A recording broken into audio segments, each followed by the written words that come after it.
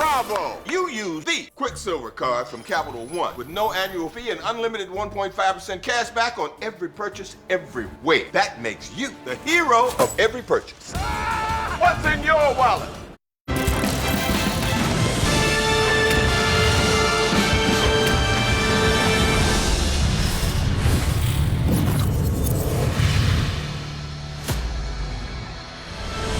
Welcome to ACC Network Football, presented by Subway. Autumn has arrived in Chestnut Hill, Massachusetts, where Boston College is back home, looking for their first league win. But Louisville's fired up. They're looking for win number 1 in the ACC as well.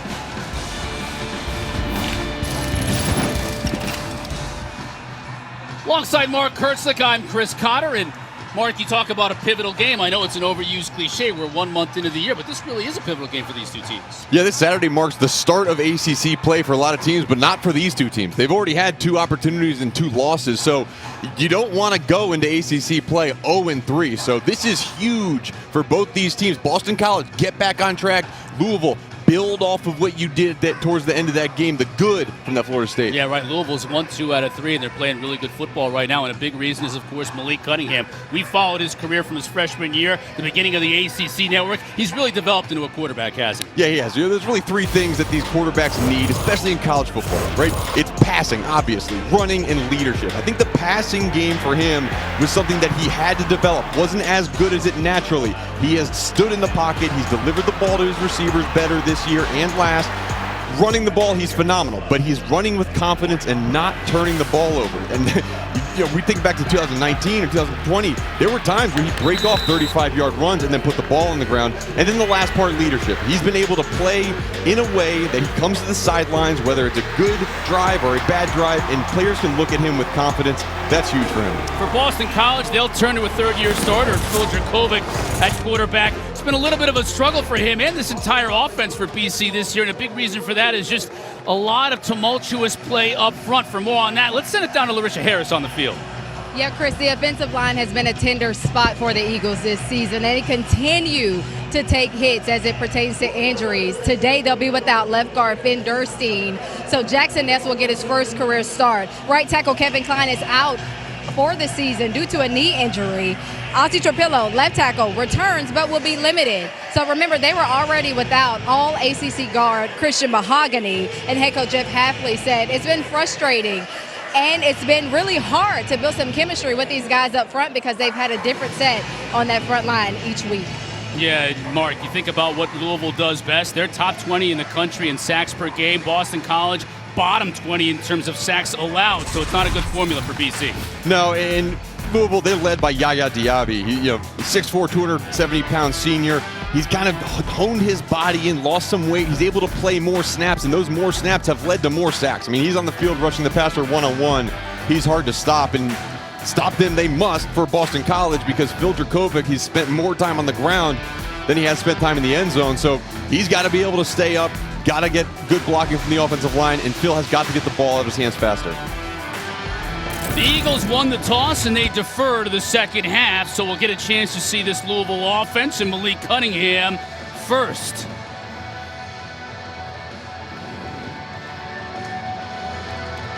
Liam Connor kicking off for the Eagles. Toe meets leather, and we're underway. Touchback out of the back of the end zone, although right away we've got a flag to start the game. Let's check on the marker. Inauspicious beginning here in Chestnut Hill. I was just thinking, like, what perfect name for a Boston College student, Liam Connor. Got a few Irishmen here for BC. Yep. No question about it. On the kicking team, 5-yard penalty will be added to the touchback spot. First down.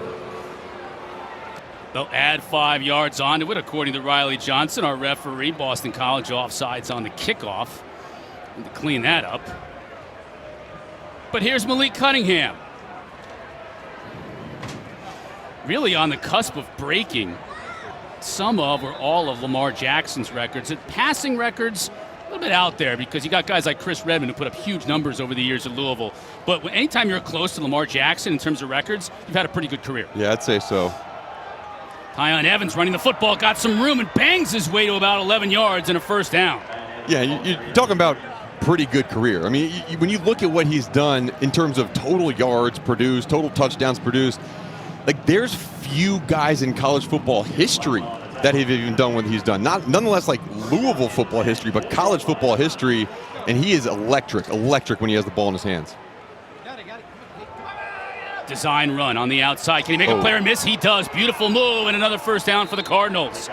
Bryce Steele had to track down Cunningham, but that's what he does out in open field. Yeah, that's a perfect example. You get a little, juke move going to the side, and I think when he is his best, like he picks up speed, kind of like you watch NASCAR and they come into the turn and they go up the little hill, and then once they excel out of the turn, that's what he's like when he goes from east to west, sideline to sideline to vertical. He can move. Counter steers out of the apex. There you go.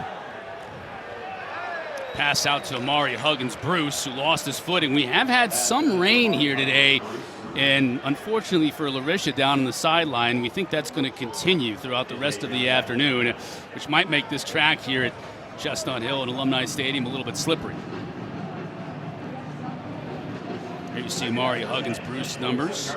He and Tyler Hudson, the transfer from Central Arkansas, top 2 targets for Malik. Evans spins his way, still churning those feet. Vinny DePalma is there with a host of tacklers, but not before Evans picked up about 4 yards. Tyon Evans, the transfer from Tennessee, ran for 525 yards last year and 6 touchdowns in Knoxville. He's been a big shot in the arm for them. Yeah, he has, and Scott Satterfield's offenses have always been built around the run, right? So much is made of their quarterback, but it's run first, and now on 3rd down and 6, it's an obvious passing down, but Boston College always has to remember number 3 can pull down and scramble. Cunningham to throw. BC brings just 4. Has a receiver in the flat, hits him, and that's a first down. Marshawn Ford, his tight end, was split out. It's a heck of a pass-catching tight end. Yeah, they kind of changed the name of that position this year to H-back, and it really is an H-back where, Marshawn Ford used to be a wide receiver. He put on some weight, and for a while, he was their only blocking tight end they had. They brought some more guys in to fill that role, but anytime you see number 5 split out, you got to be ready for a tough cover.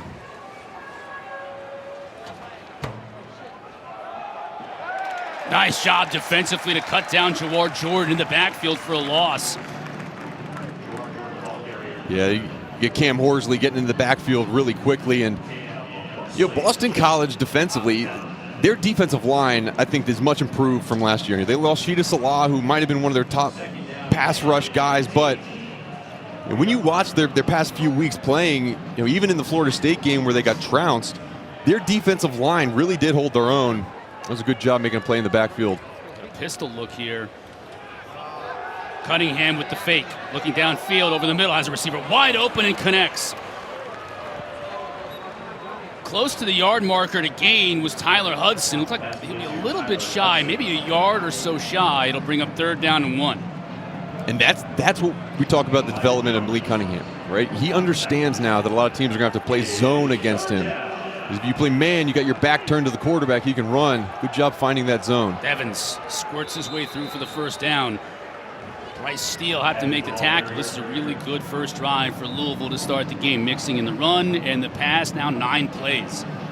Yeah, 9 plays, and I've seen more of that, right? We're used to seeing, 1-2 play drives with the huge play from Louisville offensively. I think since they have a more mature offensive front, more mature quarterback, they're able to sustain drives without making mistakes. Evans. Oh, look at all that room to run. He has a blocker in front of him inside the 10. Still on his feet down to the 2.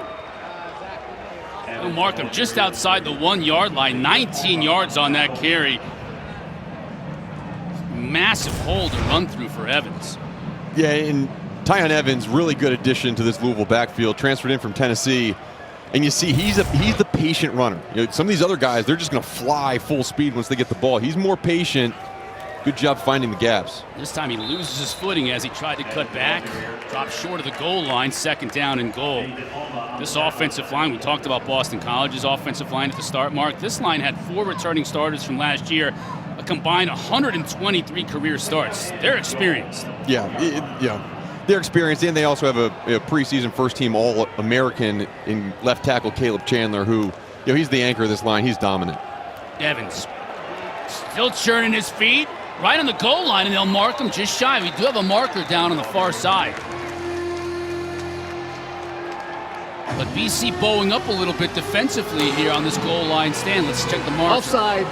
Defense number 20. The penalty is half the distance to the goal line. Second down. That's not going to help because it's going to give Louisville another opportunity offside on BC.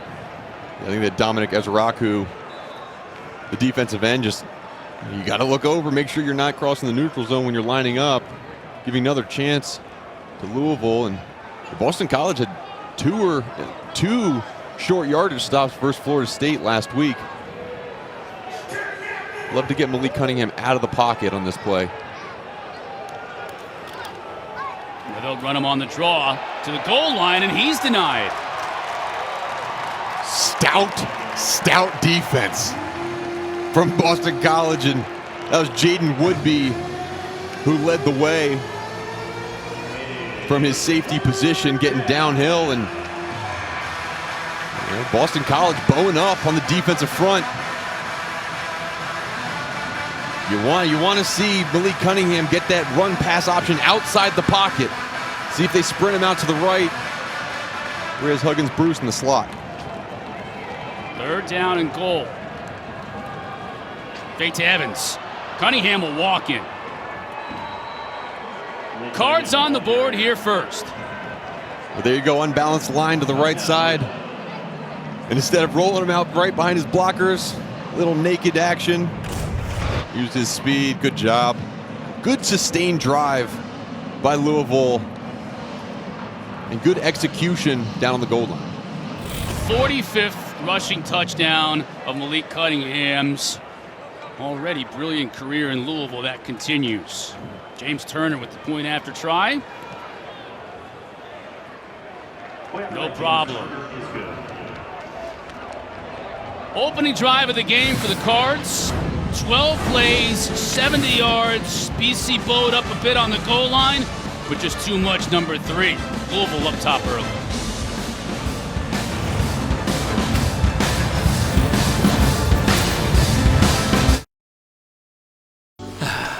Beautiful day in Baltimore, where most people probably know that Geico could save them money on car insurance, right? Well, could help them save on boat insurance too. Okay, request to come ashore.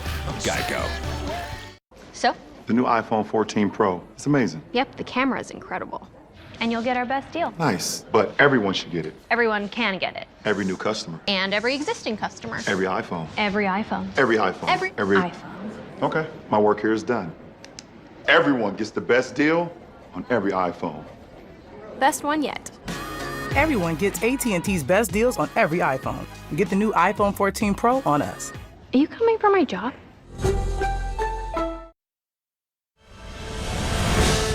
Once again, a full day of college football coming up on the ACC Network. After our game, North Carolina and Virginia Tech in Chapel Hill. Got a game on ACC Network Extra at 5 o'clock, Syracuse and Wagner, and then primetime matchup. Number 24, Pitt, hosting Georgia Tech at 8 o'clock. All those games streaming live on the ESPN app. It's a big week of college football for the ACC. Some of the primetime shows, ABC as well. Jalen Gill looking for a crease. Spins to the outside to the 30 before being knocked out of bounds there. Crashes hard into the bleacher seat over there. No harm, no foul. His wide receiving buddy. Tell you what, Zay Flowers is one of those kids where you just got to get him the ball at every opportunity, don't you? Yeah, you saw that smile. You can't see it in this picture, too far away, but he smiles while he plays. I mean, he has fun playing football. He's electric. He's shifty. He's got good hands. And I think when you look for a bright spot on this offense right now, it's got to be number 4. Watch him run the routes, even when he's away from the football. He is running full speed. You know the ball's going to come to him a lot. Tough snap. Garwo takes the handoff and gets what he can after the timing was broken up a bit on that play. Give him 2 yards. Kendrick Duncan from his safety spot comes in to make the stop.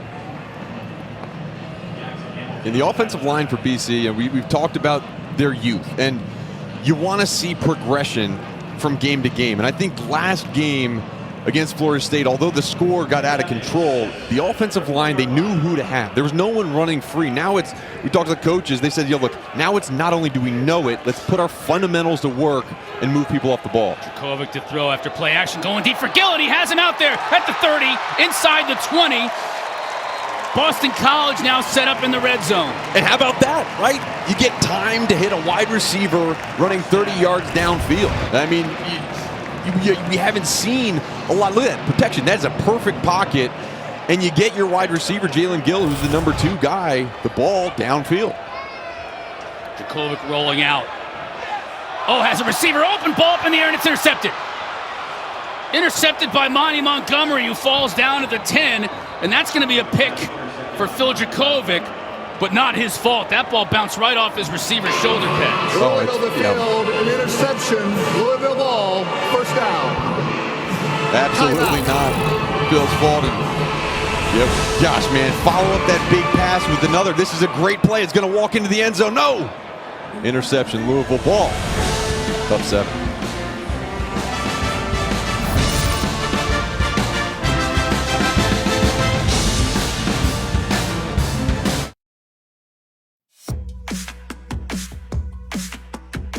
If you're always asking, where next? Capital One has the travel card for you. Venture X. Earn 10x miles on hotels and 5x miles on flights booked through Capital One Travel. Plus, receive premium travel benefits like access to over 1,300 airport lounges. Find your where next with Venture X. What's in your wallet? A Corona and palm trees. A Corona and calm seas. And a balm breeze. And some long knees, strong like a tong squeeze. You'll say, aw, geez, when I make your lawn freeze. Was that good? No. Oh. It was incredible. Oh. Lee bad. Oh. But this is good. I shouldn't have rapped.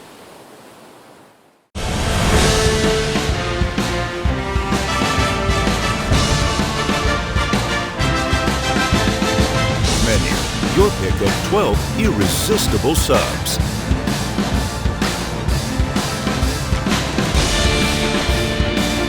Back at Alumni Stadium in Boston College, Monty Montgomery with the interception before we went to break. 5th interception of the year for this Louisville defense. They not only sacked the quarterback, but they also forced turnovers, and they forced the first one of the game there. Yeah, and been a plague for Boston College this year too, turning the ball over. Good job of Louisville capitalizing on a tip ball. And those tips and overthrows are where you get a lot of those interceptions. And Monty Montgomery, they're happy to have him back, the 5th-year senior. He lost all of last year with an ACL injury. And now, when you get the ball back defensively, it's nice when you can give it to a guy like Malik Cunningham to capitalize. Travian Cooley on that first carry. Stopped for no gain by Chibuzianwuka. So Malik behind the chains a little bit. Pass a little bit too high for his intended receiver. That was Chris Bell. C.J. Burton on the stop. And now you have a 3rd and long. So it might be if BC can get off the field here 3 and out, they'll get the ball back near midfield. Yeah, they need that too.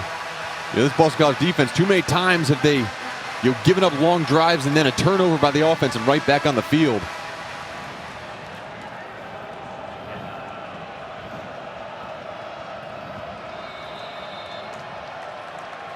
Timeout on the field by the Cardinals. Timeout. Louisville, first of the half. Coach Satterfield not liking what he saw, wants to talk things over deep in his own territory. We'll take a quick break. Cardinals facing a 3rd and 9 when we come back. Full media timeout. Meet Zach. His work-life balance is anything but balanced, but when he gets on the bike, he becomes Zen Zach. And Zen Zach rides with Geico, because saving money and getting great coverage is totally chill. Geico, savings and service for both your sides. On an urgent Fansville by Dr. Pepper. Hurry! It's almost kickoff. I am. Oh, they logged me out! What's the password? Okay, it's P23XR ampersand. Dude, The caps lock is on! Ah! How much time we got? I missed basic cable. Here we go. What was there? What was there? Oh no, I got the spinning wheel! Fanstown by Dr. Pepper. This commercial. Game hasn't started. They play these too much. Dr. Pepper, the one fans deserve. Subway. Try the all-new Subway Series menu. Your pick of 12 irresistible subs.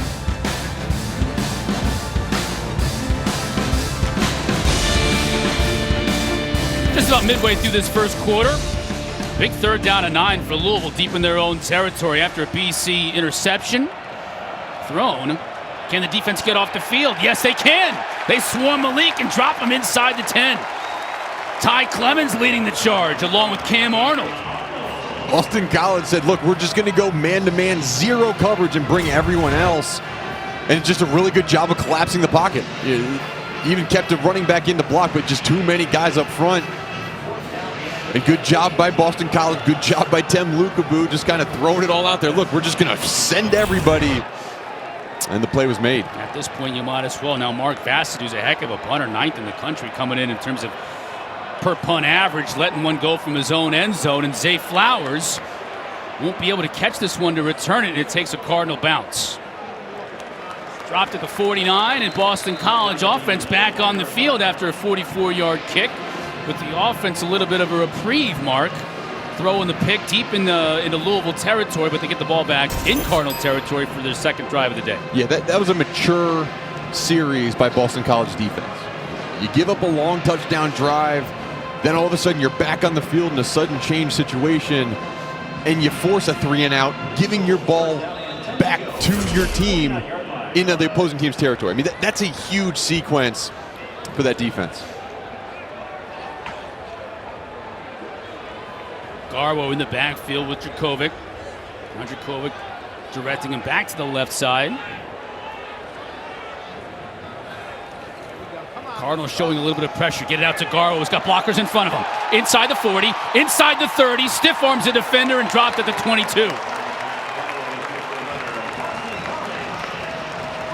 So Boston College is going to line up in a lot of these bunch-type formations. And a lot of times, the last couple of weeks, they've been sending guys back away. This time, they're going to lead block out in front, getting their big guys on the edge. And Pat Garwo, a 1,000-yard rusher last year, just hasn't been able to get going as much this year. Good job following his blockers, and good job blocking downfield. Saw 66, Drew Kendall, the center. His dad, Pete, of course, played here at Boston College. Garwo went 26 yards on that play. This could be a double pass. Flowers. He may just run it. He should. He's got Phil in front of him with a nice block. Inside the 10, still on his feet to the pylon. Wow, did he score that? He does. Touchdown, Zay Flowers. Rolling on the field is a touchdown. Well, we talked about him early. Electric when the ball's in his hands. You got to check your screen twice. Is that 4 in maroon or 3 in red holding the football? And just a really good job. And you'll see a block by Phil right at the end to get that final tiptoe down the sideline. Wow. Been impressed with BC's offense. Besides the turnover, a couple good plays. Connor Litton in to kick the PAT. The officials are going to keep an eye on this, though. Touchdown is under further review. As you know, every play is reviewed, and touchdown like that, our replay officials, headed up by Steve McBride, will take a look at this more intently. I love how you saw Zay go over and talk to his coach right there. Like, when you're the coach, what do you say in that situation? You're like, well, I guess you can just run all the way back across the field and score touchdowns. That sounds fine. Oh, that right foot. Now, that foot went out of bounds. Where was the ball in relation to the pylon when that foot hit the white chalk? He's holding the football. I mean, he tiptoed for 10 yards. Yep. That's the type of athleticism. And right here, nope. This one right here. No, this right there. Yep. I think they're going to mark it outside the end zone. I think so, too. You see the tip of the football touch the pylon, which really helps in this situation. Should be right there at the 1-yard line. Possibly just in front of the 1-yard line, but I think you're right. And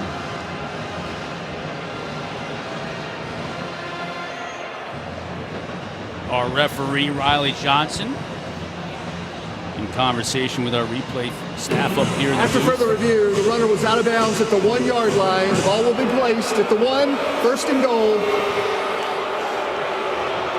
They saw what we saw, first and goal, Boston College, after that electric run by Zay Flowers. Yeah, it was a great individual effort by Zay, and then good job by the rest of the team understanding that, okay, we're having a running back cross field. Let's not hold.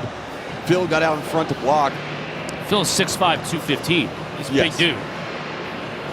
And with Zay not walking back on the field, you got to imagine that they're going to try to pound Garrow up the middle to punch this one in.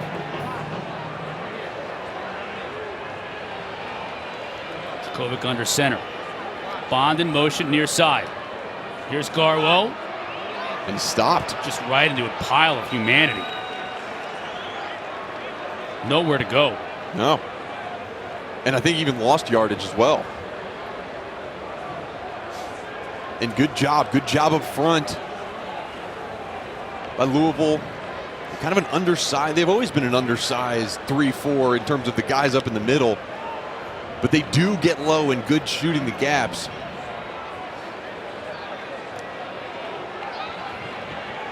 Flowers back in the game, tight on the top of this formation. Kovic looking to throw. Into the end zone. Flag down. What a catch. Touchdown by Joe Griffin. Let's check the marker. Griffin went all the way up to bring it down. Holding. Defense number 13. Penalties decline, and the results of the play, touchdown. Great individual effort by Joe Griffin. Second touchdown of the year for the freshman from nearby Springfield, Mass. Yeah, and second touchdown in as many weeks. You know, they told us they wanted to get him on the field more, but wow. The touchdown last week was kind of in garbage time versus Florida State, but that was a big boy play.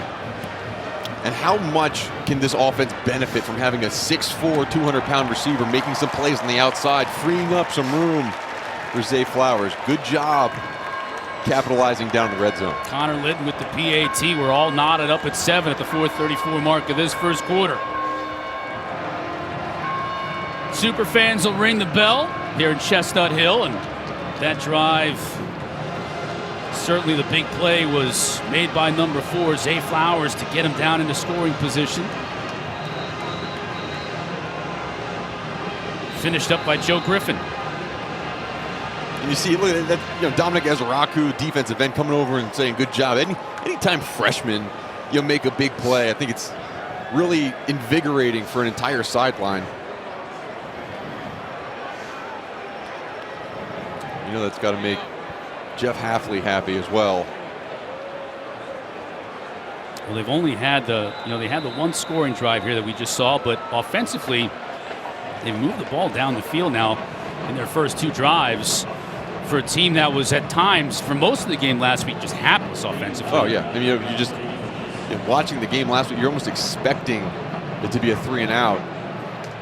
Right now, the way the offense is playing, it's going to put pressure on Louisville to move the ball themselves. Jawar Jordan tackled at the 21. Let's take a look at our marathon drive recap. Started on the Louisville 49.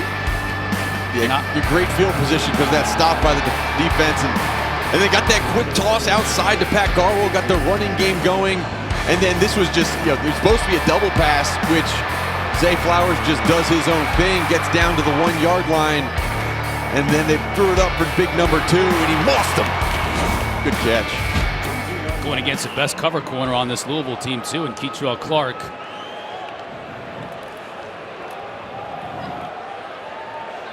Right into the teeth of that Boston College defense. Fumble the football. The officials are going to rule that a fumble too. Cam Arnold fell on it. Down before the ball was loose. Wow. Second down. Saw the beanbag come out. Yeah, one official threw a beanbag. The official on the far sideline started walking towards him. The signal down, and I mean, Louisville's going to go fast to try to not get the replay available. Let's see if we can see where the ball comes out. Still churning, still churning. Look like Jawar Jordan's buttocks were down on the turf before the ball came out, so good call.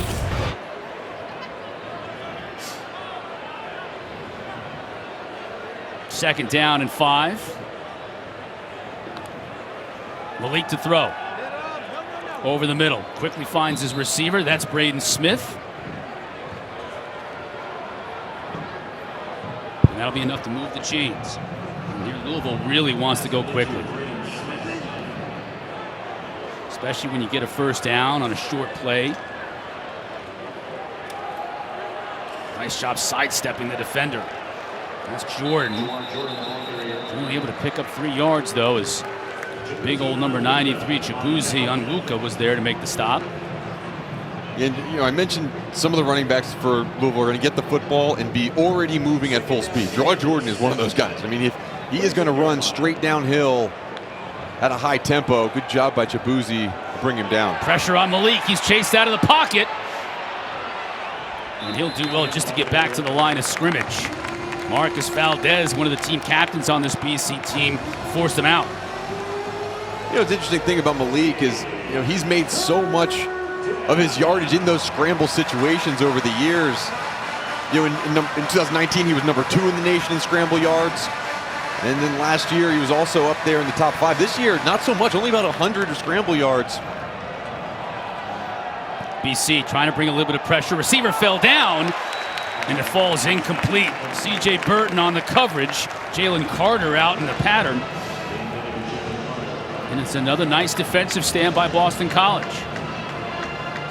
It is, and you saw the air game be in effect there for a little bit for Louisville. In Boston College last year, number 3 pass defense in the country. Not even close to that ranking this year, but they have those players in the back end that can cover up wide receivers. Good job by BC again. Fassett on the kick again for the 2nd straight time. Flowers is not able to come up and get a return. It'll take a Louisville bounce. Touched at the 26. That's where BC will take over.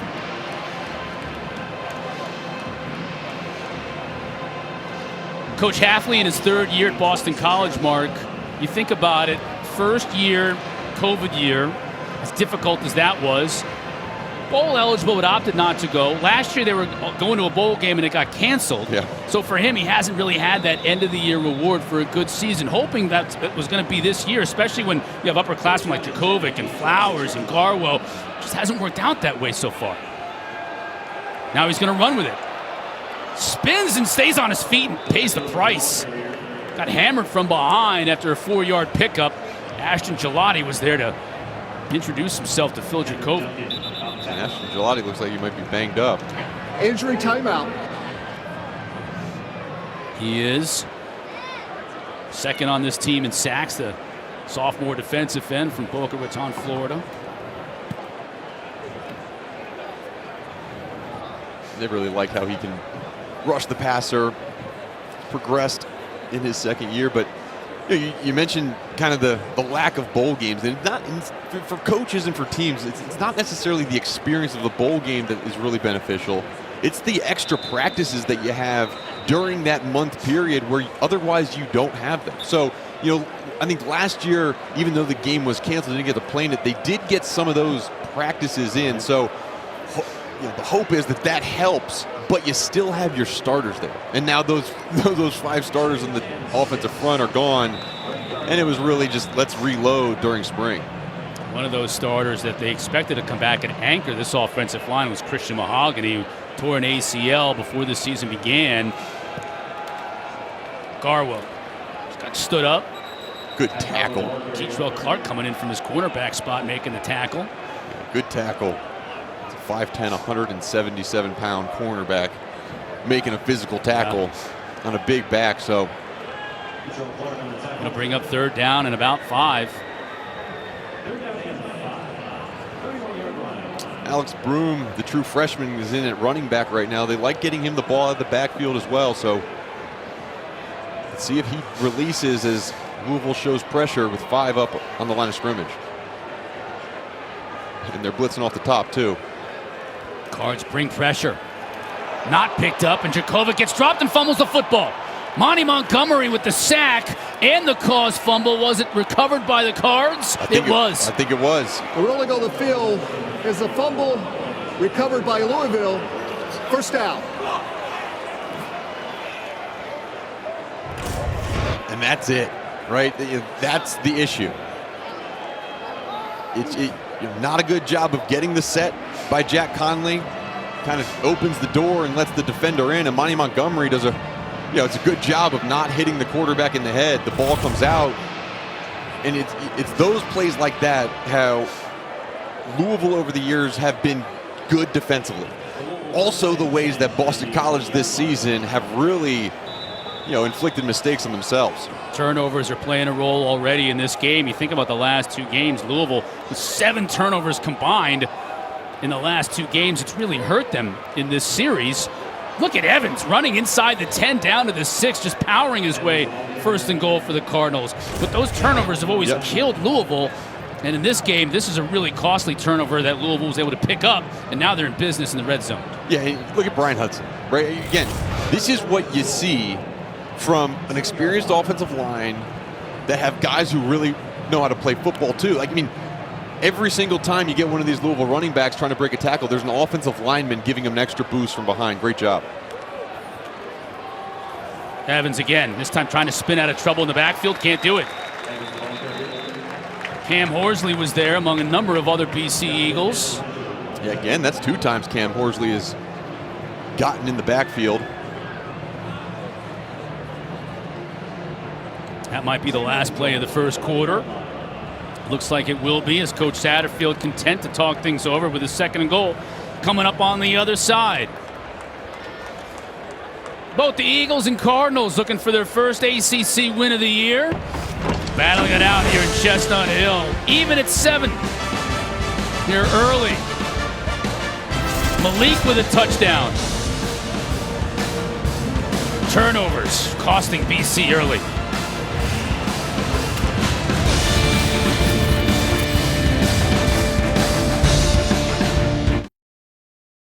With Geico, we can easily bundle home and car insurance and save even more. Yeah, just like that breakfast burrito. There isn't too much hot sauce, is there? I have a sensitive palate. I actually like hot sauce. How about guacamole? I don't really know what we're talking about anymore. Burritos. Insurance.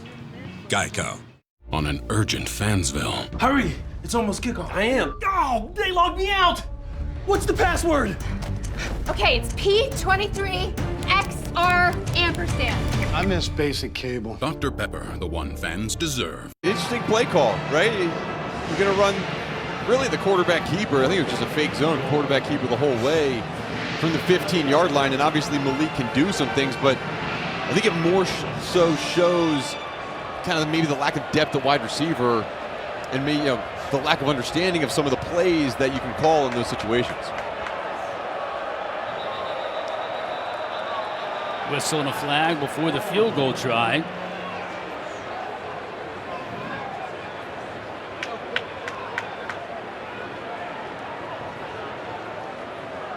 Referee Riley Johnson's already had a busy afternoon. Delay of game. Defense making a discarding signal. The penalty is 5 yards. 4th down. Now that's not something you see very often. No. On a field goal defensive team. Yeah, disconcerting signals. It can be a clap that's trying to simulate something. Again, one of my least favorite rules in college football, but I mean, what, they just moved a little bit? Or is it the patting the chest? Who knows, but. Now it's a 23-yard attempt from Turner. And he does just get it inside the upright. Louisville retakes the lead, 10-7. Larisha, what do you got for us? Josh DeBerry told me that it's been a struggle, even though they have not, gotten the results that they wanted as it pertains to wins. But some of the positives with this Boston College defense is they have a lot of fight in them. Even if it's not showing, the fight is there. He said right now the focus is just finding a way to get their jobs done and being consistent throughout the entire game. Well, Larisha, they've certainly bowed up inside the red zone, and they've done a nice job of containing Malik, not letting him get loose running the football. Yeah, and I think the consistency, that's what this team needs to have, right? We're at 13-22 in the second quarter. There's a lot of football to be played. I think Jeff Hafley would say he's been happy with the way this defense has done a lot of things so far, but can they continue to perform at that rate? And I think that's the point that Larisha's talking about. Ball falls off the tee as Brock Travelstead was prepared to kick off. He's also got a defense who's been put back on the field after 2 Boston College turnovers, 1 deep in their own territory. Yeah, and you mentioned briefly just the lack of wide receiver depth for Louisville.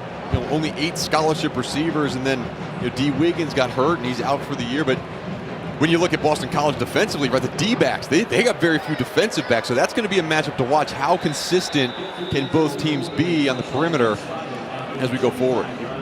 Gill lets this Travelstead kick go over his head, touchback.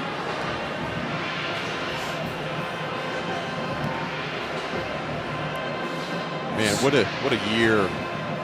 What a couple of years it's been for Phil Dracovic. He transfers in from Notre Dame, and that 2020 COVID year, he was phenomenal.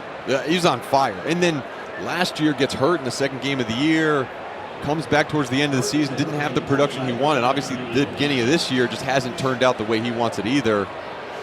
And still got time to turn it around, but there have been some frustration for number 5. Broom, good blocking at the point of attack, into the second level, down to the 40.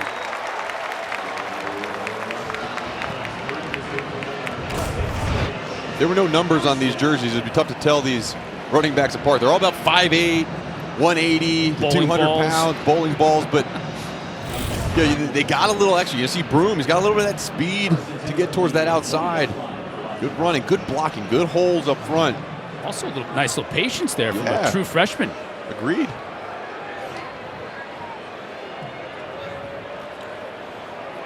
And we go to the well again. Yasir Abdullah making the stop on Broom after he was able to sneak through for about 3 yards. Saw Ozzie Trapillo, number 70, the left tackle. His dad also played at Boston College, Steve. So you have Drew Kendall and Ozzie Trapillo, legacies here with the Eagles. Potential future legacy just stepped out of the broadcasting booth too. Your son Boston making an appearance. May someday wear the garnet and gold of the Boston College Eagles like his dad. Dracovic now, pressure coming. He got rid of it though, trying to get it to Zay downfield. What a catch! Touchdown! Oh my, Zay Flowers in double coverage.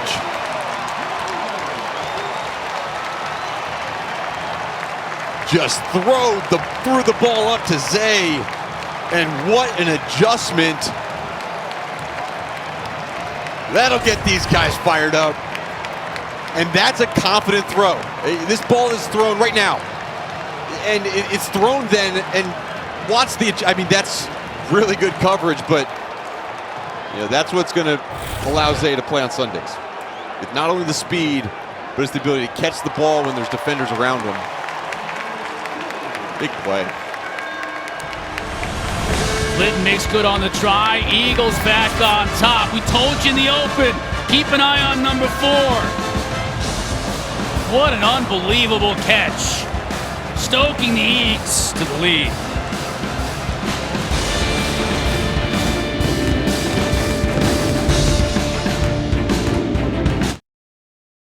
I'm your football-obsessed best man.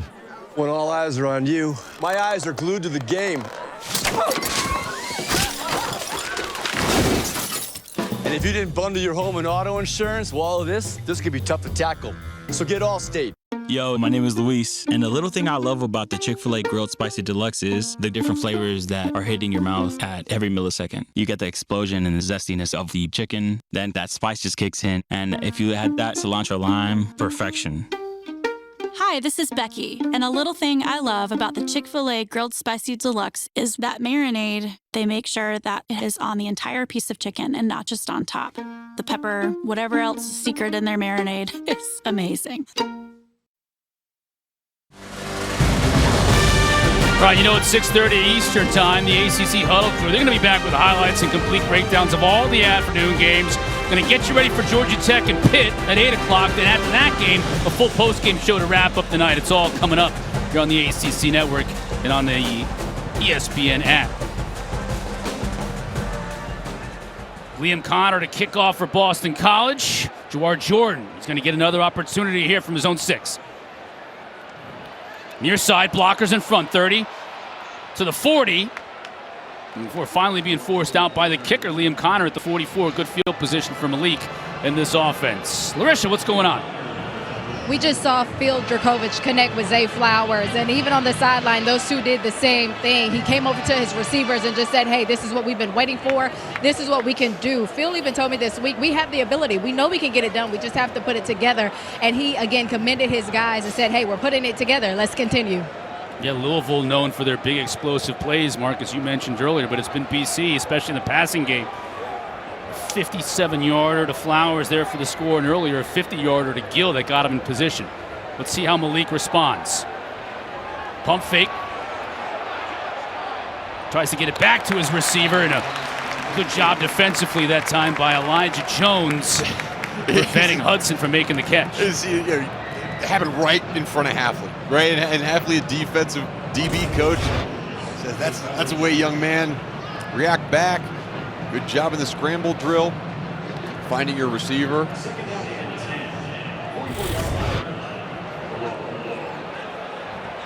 Now Cooley in the backfield behind Malik Cunningham. Cooley has some room to run. Hit hard by safety Jason Maitre. Picks up about 6. And when you talk about Satterfield's offense, anytime that discussion goes on amongst like football people, right? It's based on an outside zone run. That's his perfect example of an outside zone run on that last play. You're just getting the offensive lineman moving one way, you're handing the ball to the running back, he's finding the lane, and then off of that, that's when you get the bootlegs, that's when you get the play action passes. And that's where Malik Cunningham gets real dangerous. Yeah, I was going to say here at 3rd and 2. Yeah. Right at midfield. Cunningham will throw after play action. Has a receiver deep, overshoots him. In one area that Malik really has struggled at this year is those long balls. He just has not been able to get the ball in the right area even of his wide receiver. And they've been good on converting third and shorts, but now as they keep their offense on the field, it's going to be a 4th down and a little over 3 yards to gain. The offense is still on the field. Boston College can't jump off sides. BC showing a little bit of pressure. Let's see if Malik decides to snap it or just trying to draw him off.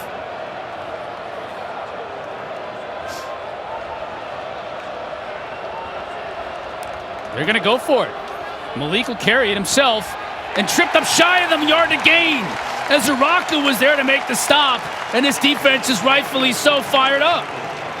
Another phenomenal play by Donovan Ezaraku. And it's hard. It's so hard when you have a guy like Malik Cunningham to just contain him. But Ezaraku, watch number 6. That's a phenomenal job of keeping your shoulders square to the line of scrimmage, not letting that little outside move fake adjust you too much, and then going in and getting a grab. Got to work on his dance skills. But that was a great play. Cunningham with just 35 yards of total offense through the first 20 minutes of this game. And Chris, you think back to the loss of game 1 versus Syracuse, it was Syracuse could hold Malik Cunningham in check. All kinds of time for Dracovic. Just a little bit high for Jeremiah Franklin. And the tight ends on this team. Minkin's on coverage. Yeah, Franklin's got to see the field more. You're watching him last week in his first real time as a true freshman.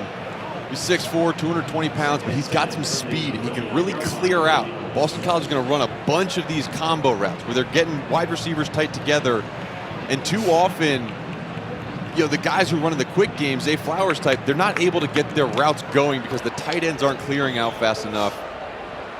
I like what I'm seeing from Jeremiah Franklin.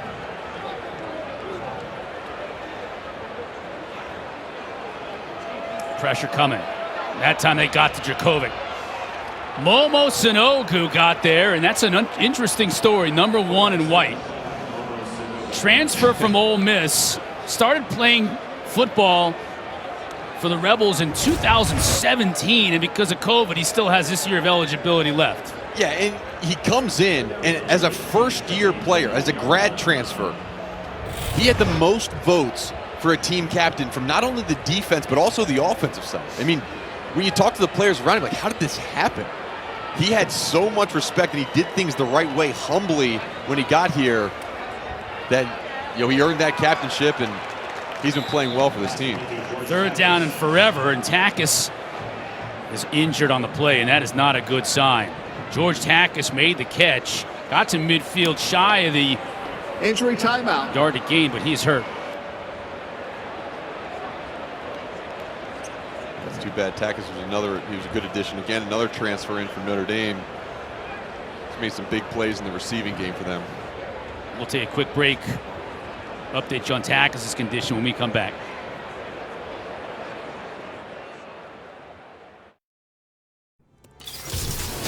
Bravo! You use the Quicksilver card from Capital One with no annual fee and unlimited 1.5% cash back on every purchase every way. That makes you the hero of every purchase. What's in your wallet? So? The new iPhone 14 Pro. It's amazing. Yep, the camera's incredible. And you'll get our best deal. Nice. But everyone should get it. Everyone can get it. Every new customer. And every existing customer. Every iPhone. Every iPhone. Every iPhone. Every iPhone. Okay, my work here is done. Everyone gets the best deal on every iPhone. Best one yet. Everyone gets AT&T's best deals on every iPhone. Get the new iPhone 14 Pro on us. Are you coming for my job?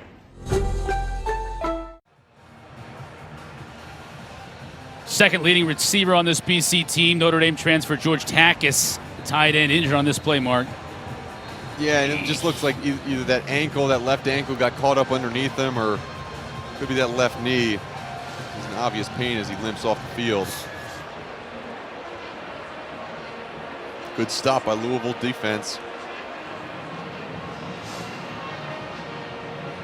Forcing the Danny Longman punt. This is a wind swirling here inside Alumni Stadium. Not really beneficial in any one direction. Although right now it looks like it's more in Longman's face. Fair catch at his own 14. Made by Braden Smith.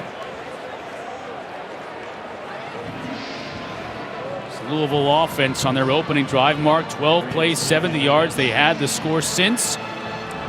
4 drives, 17 plays, 29 total yards.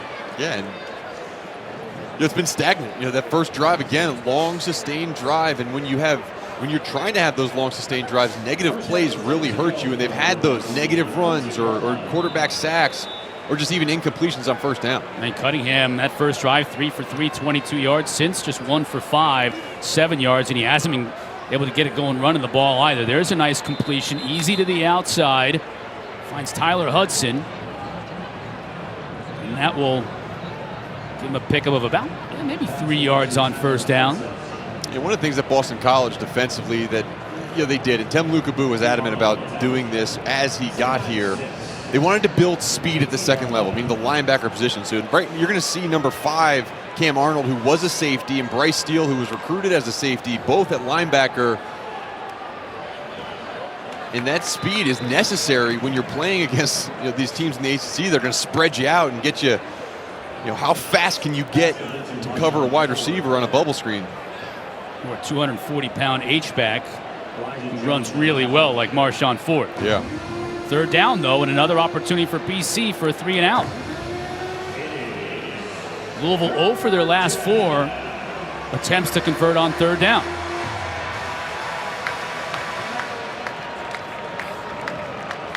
Unbalanced formation again for Louisville. There's a hand up in the middle to Jordan, and he's stuffed right at the line of scrimmage. Maybe fell forward for a yard. It'll be close. Well, he does just slam into that line, doesn't he? He does, and he is. There's no tippy-toeing. If there's a gap there, he's gone. If there's no gap, then he's not. And we'll see where they do mark him is really close. We're going to have a measurement. Lost art in college football, the measurement. It'll be 2 measurements in 2 weeks. That's right. It'll be the only 2 that we've seen all year. Yes. They just don't do it anymore. Their vision's much better. I mean, here's the thing. We have players faking injuries all the time to slow down these drives that they want to go quickly. The coaches used to call for the chains to slow down teams when they were moving too quickly. That's the lost art. Right. No, I think it's close. I think we need a measurement. It's 1.5 yards away. No, I need to know. So this one is going to be shy by about 4 inches. And, this is a decision, right? Boston College has been stingy on those short yardage plays up until this point in the game. But you still have Malik Cunningham. And we've seen him, what he can do when he does get to the edge. I kind of want to see Louisville spread him out on this one. No bones about it if they do go for it, which now it looks like they're going to send their punt unit on.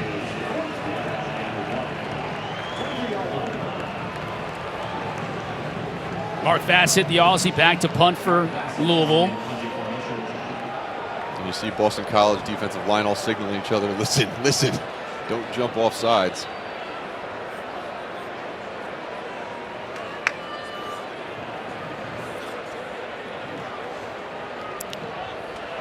Bassett gets off a good kick. Zay thought about returning it. Now he's going to try and cover it up, and he does. That was a dangerous play by an experienced return man in Zay Flowers. He ends up covering it up at the 26. That could have been a disaster. Eagles get the ball back. Avoid the disaster. Filjakovic. We'll see him again when we come back with the lead.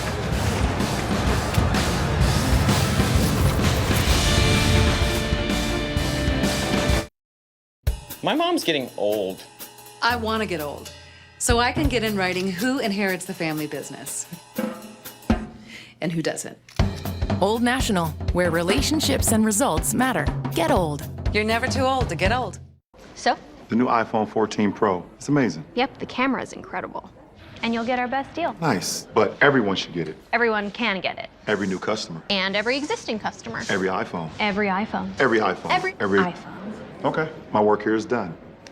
Everyone gets the best deal on every iPhone. Best one yet. Everyone gets AT&T's best deals on every iPhone. Get the new iPhone 14 Pro on us. Are you coming for my job?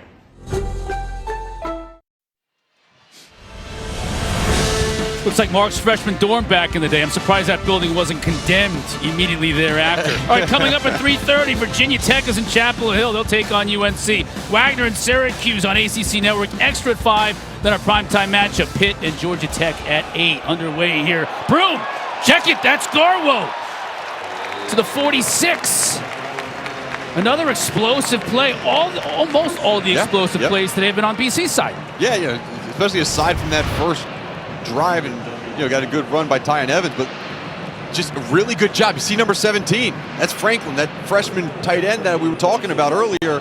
A good job in the blocking game now, getting in there, springing that gap for Garwo, and Garwo is a good enough back to find it and get vertical. 5 plays of 20-plus yards, 2 plays of 50-plus yards. The explosiveness today for BC. Can they get another one here from Flowers? Strung out nicely by Louisville. Let's get an injury update on what's going on with George Takis. Larisha? Well, right now, Takis is in for evaluation. It is his lower body, and what I observed, and it appeared to be rather, his lower left ankle. But there is no designation on his status right now. I'll have more for you soon. All right, we'll check, keep an eye on that one for us, because without Takis in there, we'll see a lot more Jeremiah Franklin, number 17. Maybe even a little bit of Spencer Witter, number 81, the veteran.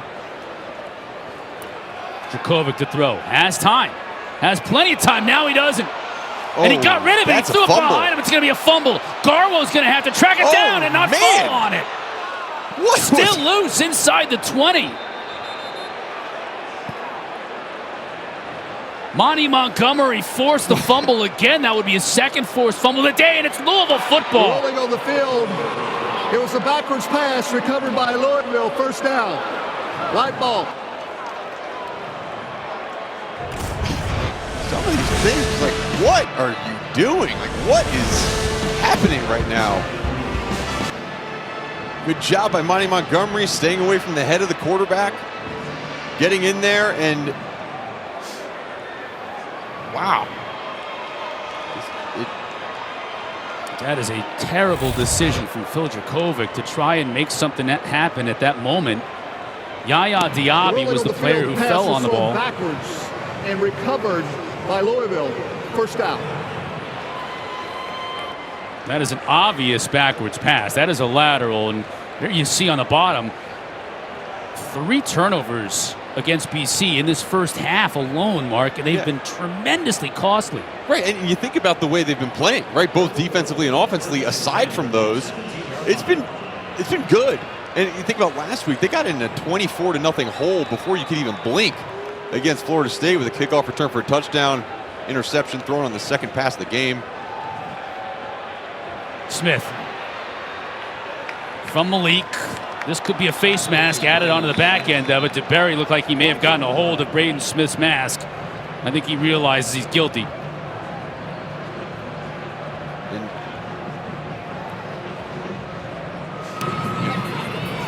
Personal foul, face mask against the defense.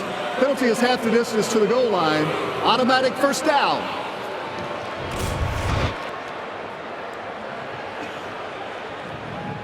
Let's watch at the end of this play as that left hand does grab the face mask. Good call by the officials. First and goal. You see this defense rise up in the past in this game, in this similar situation, right after a turnover. Yep. Gotta do it again. But the big tight ends in the game, that signals run usually. Fake to Evans. Malik will try and throw, unless he decides to run it himself. Avoids the first wave, into the end zone, touchdown. He got it. He got it. And it really looked like that was a designed QB draw. I think they had a one-man route towards the bottom of the screen. If he's not open immediately for a fade, pull it down and run.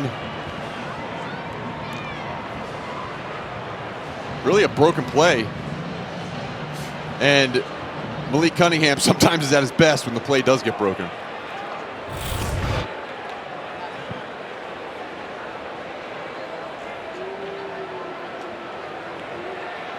Second touchdown of the day. Turner for the try, and it's blocked.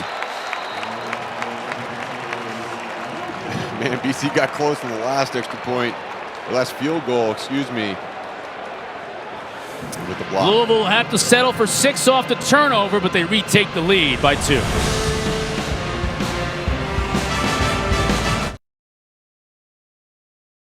Meet Zach. His work-life balance is anything but balanced, but when he gets on the bike, he becomes Zen Zach. And Zen Zach rides with Geico, because saving money and getting great coverage is totally chill. Geico, savings and service for both your sides. So? The new iPhone 14 Pro. It's amazing. Yep, the camera is incredible. And you'll get our best deal. Nice. But everyone should get it. Everyone can get it. Every new customer. And every existing customer. Every iPhone. Every iPhone. Every iPhone. Every iPhone. Okay, my work here is done. Everyone gets the best deal on every iPhone. Best one yet. Everyone gets AT&T's best deals on every iPhone. Get the new iPhone 14 Pro on us. Are you coming for my job?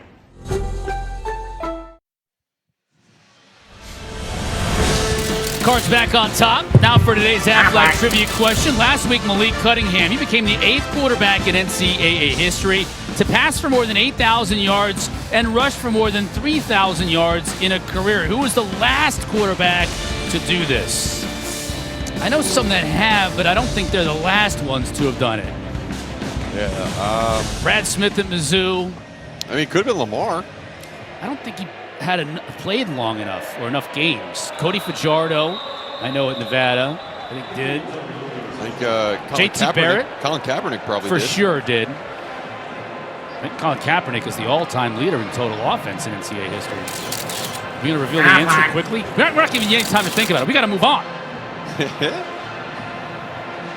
The last one, Jalen Hurts. There you go. You don't think about it because he did in 2 different spots. We forgot about the whole Big 12. Yeah. Right? Like, everybody in the Big 12 him, is Mayfield. going for 8,000, 3,000. Yeah. Well, Malik's having a harder time today adding to those totals, although he's getting some help from Boston College because they're turning the ball over to Louisville in great field position. Yeah, those aren't helps. Those are Christmas presents. Now Cam Barfield and company, they got hit, but he stayed on his feet. He got stung by Kendrick Duncan. Wow. Well, good job keeping your feet. Wasn't able to pick up any more yardage. 2nd down and 10. Good test here mentally for Phil Dracovic, isn't it? Yes. After that big mistake on the last possession. Now Dracovic has got to gather himself, and we've seen at times this series had a hard time putting bad negative plays behind him. Yeah, you're right. And I think the best way to put a negative play behind you is get forward the ball. There he is in motion to the top of your screen. Play action. Now pressure coming. Good job to get rid of it. Finding Gill, and he's close to 1st down and got there and more. Bowling over a couple of defenders to move the sticks. Good play design by John McNulty. You bring Zay on the motion, you get some defensive back running with him, and then you bring across the field Jalen Gill, who the coaches have been waiting to step up. I mean, Jalen Gill, a transfer from Ohio State, they had a lot of hopes for him when we initially got here. And he's had spurts, he's had moments of greatness, but they want that consistency. This has been a good game for him so far. 2 catches, 68 yards, obviously that one long 50-yard catch. Came into the game with just 7 catches for 108 yards on the entire season. So more involved today. Play action. Dracovic has time. Moves in the pocket, finds Gill again downfield. And again, it's you get some scraps sometimes, right? When you get number 4 on the field and you're running routes alongside him. Good clear out route by Zay Flowers, bringing 2 defenders with him. Jalen Gill found that open zone, and you talked about how Phil was going to react. Good job by McNulty saying, look, we're going to put the ball in your hands, let you throw the ball again, build your confidence on this drive.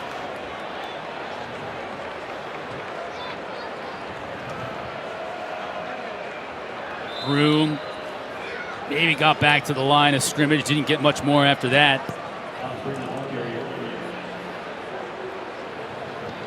Monty Montgomery, who's had a heck of a first half. Louisville fans love seeing those blonde braids sticking out the back, right? ACL injury all last year. Didn't see number 7. Now he's back, and he's back in business. I'd say, as a former linebacker, there's certain guys that just pop out in film, and Monty Montgomery, he's one of them. Especially before that injury. I mean, he would fly downhill, and he would just lay his body on the line to hit people. Broom. Got room, bounces it outside, still on his feet inside the 20, to the pylon, and he'll score. 40 yards for the freshman from Nashville, Tennessee. And he works the crowd as well, man.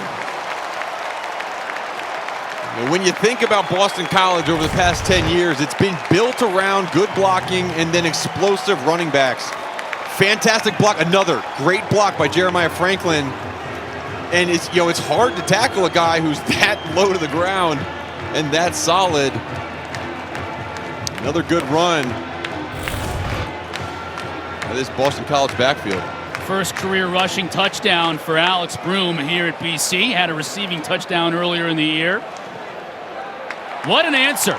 Great answer for this BC offense after an absolutely disastrous turnover deep in their own territory. They get the ball back and march downfield for the score to retake the lead. And number 5 kept his head.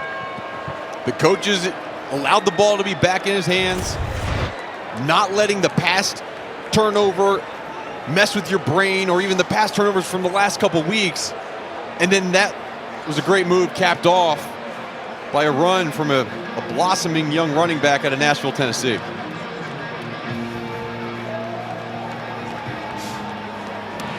Number 41 for Louisville is now number 47. Once again, number 41 for Louisville, now number 47.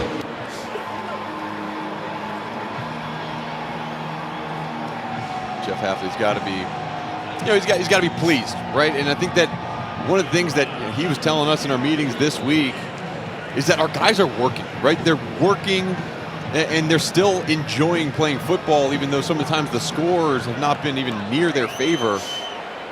And to be able to put together some success,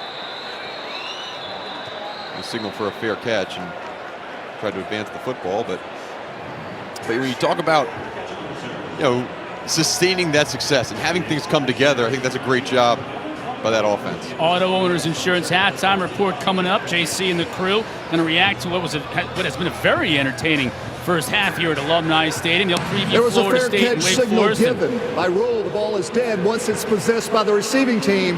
First down. Thank you, Riley. And then Holly Rowe goes behind the scenes with the Clemson Tigers. 3:13 away. Let's see what Malik can do in this final 3 and change here from Chestnut Hill. It's a big drive for Malik. And you know, when you get in this kind of 2-minute situation, it's when he can really be phenomenal, right? Because there's a lot more of the ad-libbing that goes on from the quarterback position. As whistles blow. Scott Satterfield wants an explanation on maybe on that fair catch call on the kickoff. It's Coach Satterfield. All right, satisfied. Some of his assistants may not be as satisfied. You get the head nod and the mic replacement, and then the hands up like, what's going on?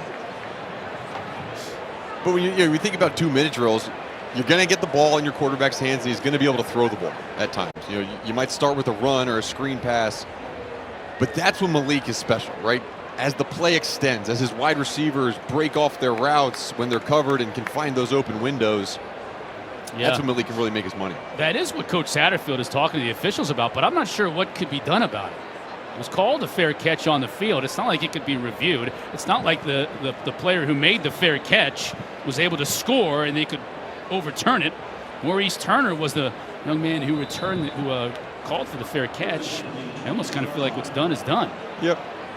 And that's the case. Malik, now he'll throw, has a receiver wide open out in the flat. That's his running back, Cooley, down to the 37. It's a great opening play of this drive.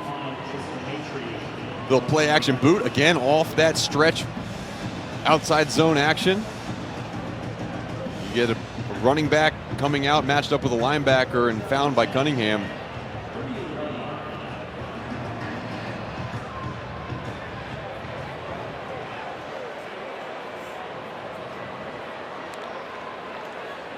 Cunningham to throw on play action. A miscommunication between he and Amari Huggins-Bruce. He went outside, Huggins-Bruce went inside. It's incomplete. Yeah, a little miscommunication too, and like Elijah Jones, who was on the coverage, got a little bit of grab, got away with.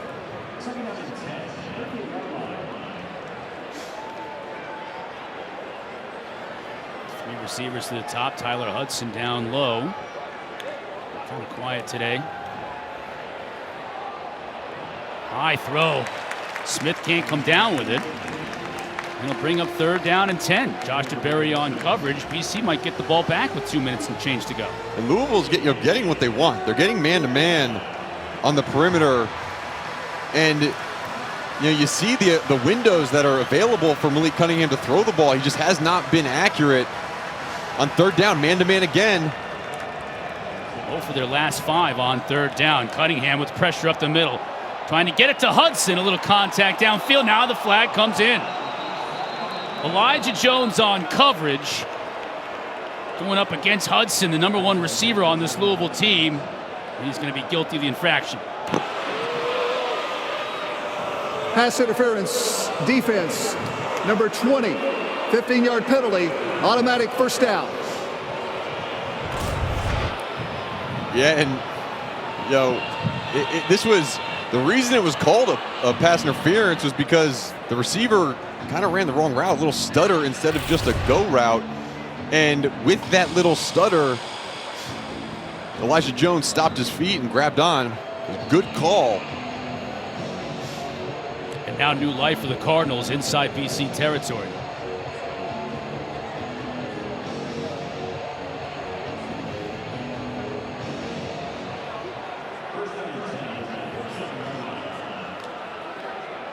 Fake to Evans. Malik to throw. Try to get it to Hudson, back shoulder. That's a beautiful pitch and catch. That's a first-year receiver in Tyler Hudson, who had unbelievable numbers at Central Arkansas before transferring in, Mark. 167 catches, 3,062 yards, and 26 touchdowns at Central Arkansas. Say what you can about the competition, but that's amazing. Yeah, and especially at that wide receiver position, a lot of that translates over. It's about feet, it's about quickness, it's about running the right route depth, and then being able to catch the ball in traffic. They like that matchup, obviously went to it twice in a row. And being on the same page as your quarterback for sure on that back shoulder, which they were. So another 1st down for Malik. Now underneath. Tried to get it to Braden Smith, but it bounced into the breadbasket. Jason Maitre on coverage. That'll stop the clock at 1:55, and it'll bring up a second down.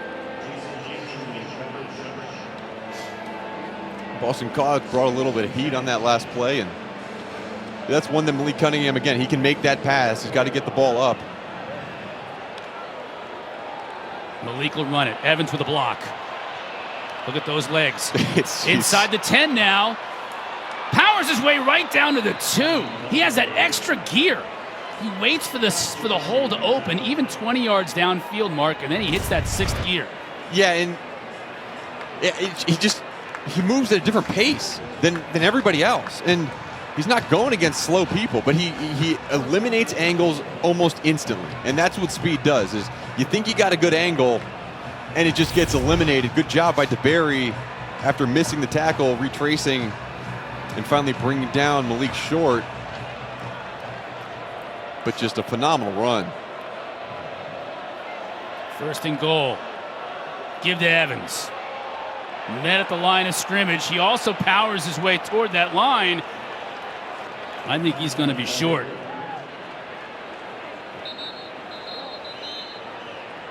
Wow. That was a one-on-one in the hole tackle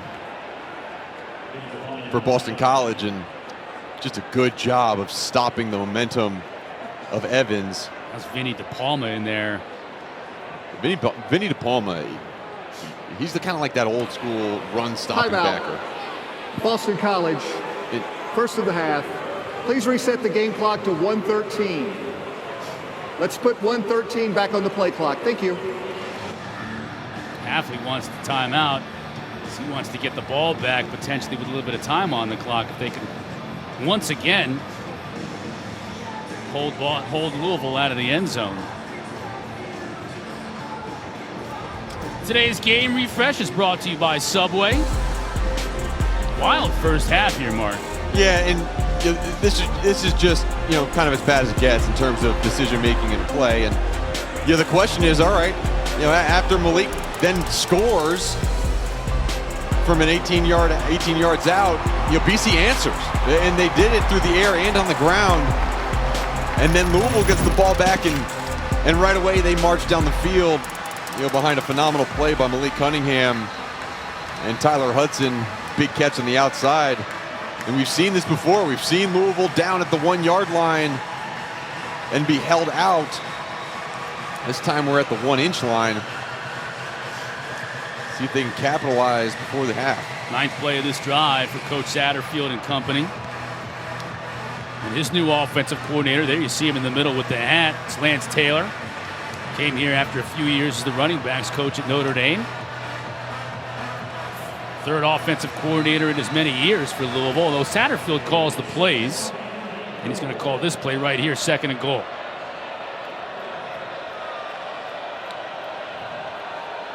Evans. Met and drop back. That's going to be a loss. Flag on the play, though. That play may not have been run. You got a flag on the play. Offside, defense number 20. Penalty is half the distance to the goal line. 2nd out. Riley. Oh, and that can't happen. Second time today we've had that inside the 5, right? Right, and that's Elijah Jones, who's a cornerback who was all the way outside the box. Got an injured Cardinal on the play, too. You see right there, the ball's at the half-yard line. You got to be lined up in the end zone. That's Tyon Evans, the ball carrier, Mark. Man. He's unhappy with his current situation, as he was on the bottom of a big old pile at the 1. And you can see the ball marked a half distance is not the killer. The killer is the extra down that you're giving Louisville, and Malik here inside the 5. And Evans gets up and will walk off under his own power. Looks like a solid boy right there. Solid runner. I mean, to see him up, and because with his expression, he looked super frustrated. I think maybe he wanted to get that half-inch, but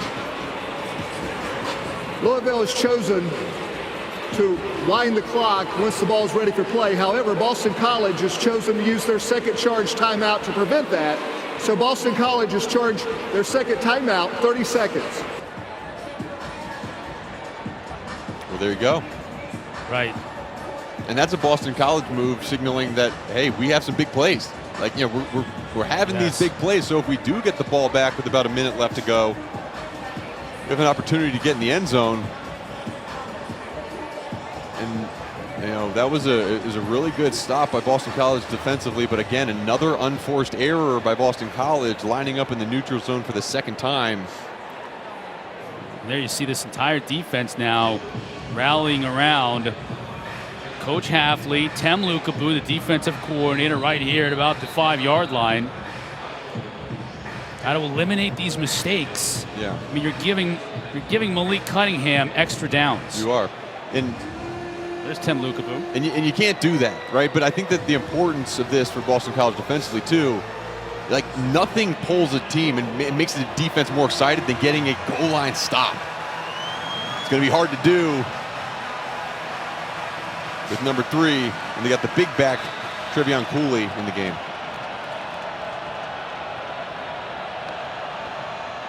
They give to Cooley. He's met and dropped before he got to the goal line. And Vinny DePalma in again on the play. Boston College, third of the half, 30-second timeout. Just, I mean, he is a force in the middle of the field, and he understands where the ball's going, and he gets downhill and he lays the lumber.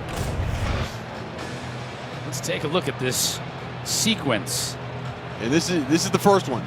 I mean, good job of getting in there. It was DeBerry actually in the hole and then cleaned up by DePalma.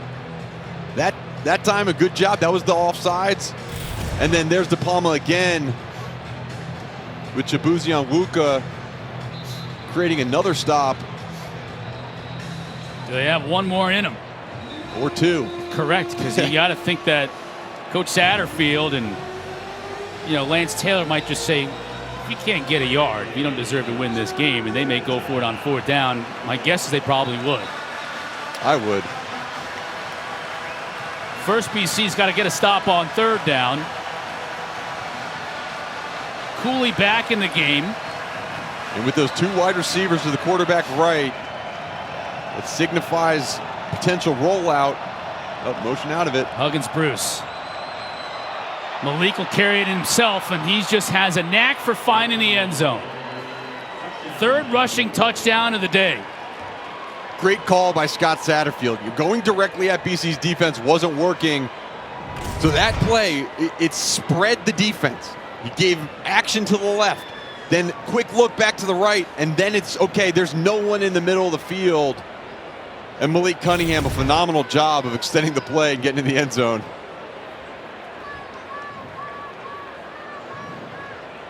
Watch the protection here. Obviously, the last extra point was blocked.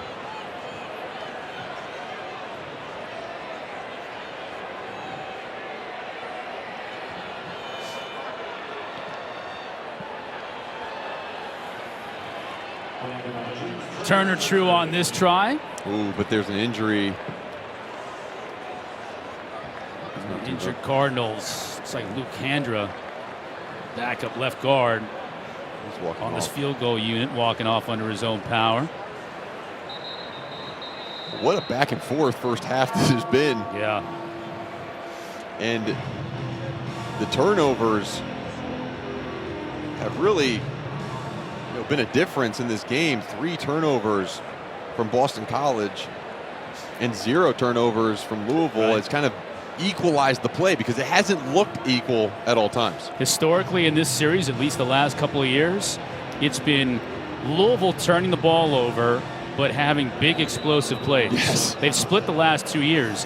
This year it's the exact opposite. Exact opposite. It's big explosive plays for BC, but they're turning the ball over. Those 3 turnovers not only kept Louisville in the game, but giving them the opportunity to take the lead. Here's Gill. He'll have an opportunity here from his own 3. Has blocking in front of him and a little bit of an alley that closed down, but he gets a good return out beyond the 30, and Phil Dracovic and the Eagles will have 54 seconds left to go. Yeah, no timeouts. That changes the play calling by McNulty, where you can't start this off with a run or a screen pass where you know you're going to get tackled in the middle of the field, all these passes are going to have to go either past 10 yards to get a brief stoppage of the clock or towards the sidelines.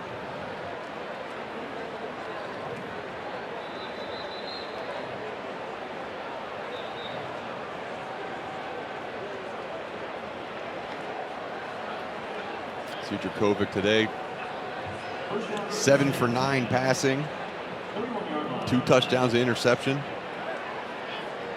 Obviously the costly fumble as well.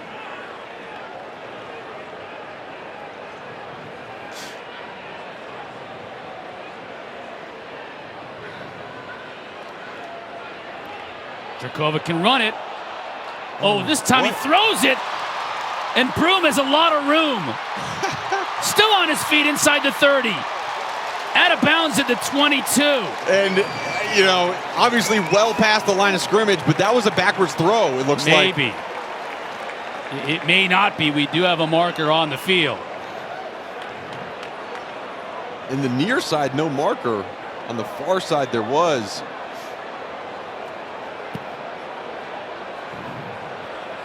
And that was my initial thought. I was like, what? Like, you're 3 yards in front of the line of scrimmage. You can't throw the ball. But if it was backwards, it can be legal.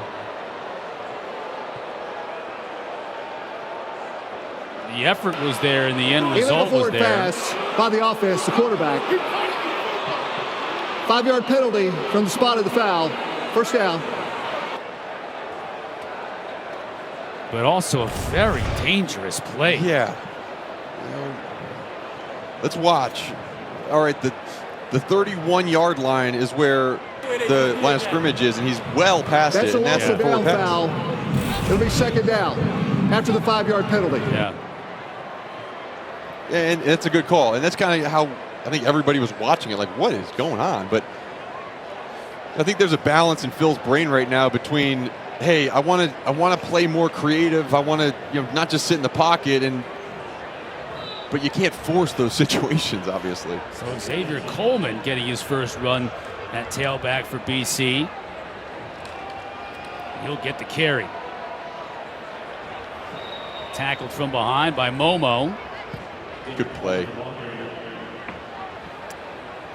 And Boston College looks like they're just fine with letting the clock tick down. Timeout. Louisville, please reset the game clock to 32 seconds.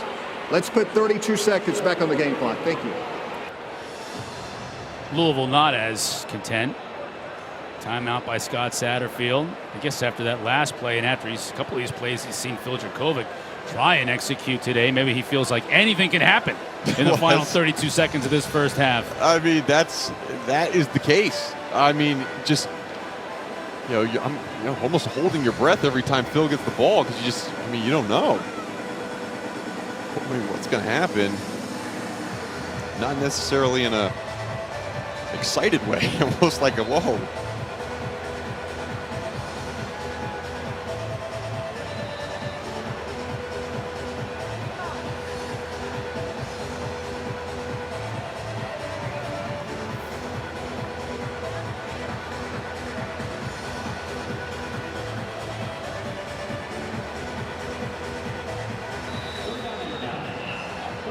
No running backs in the backfield. Split Garbo out at the bottom of your screen. Gill makes the catch. All right, now there you go. This is the other problem too. You call a timeout, give them the opportunity when they're content being settled. Clock will stop temporarily while they move the chains for Boston College. Oh, and that's just a penalty. You can't snap the ball when a wide receiver's still in motion. And now they'll blow it dead. And with no timeouts, that'll probably be a 10-second runoff False start as well. On the offense. This qualifies for a 10-second runoff.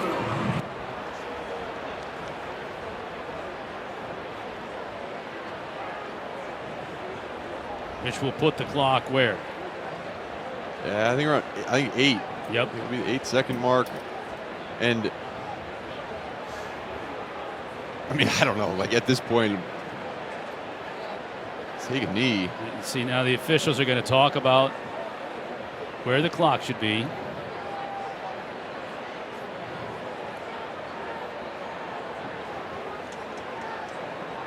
And the clock should run as they blow the When whistle. the false start occurred, the clock was at 21 seconds.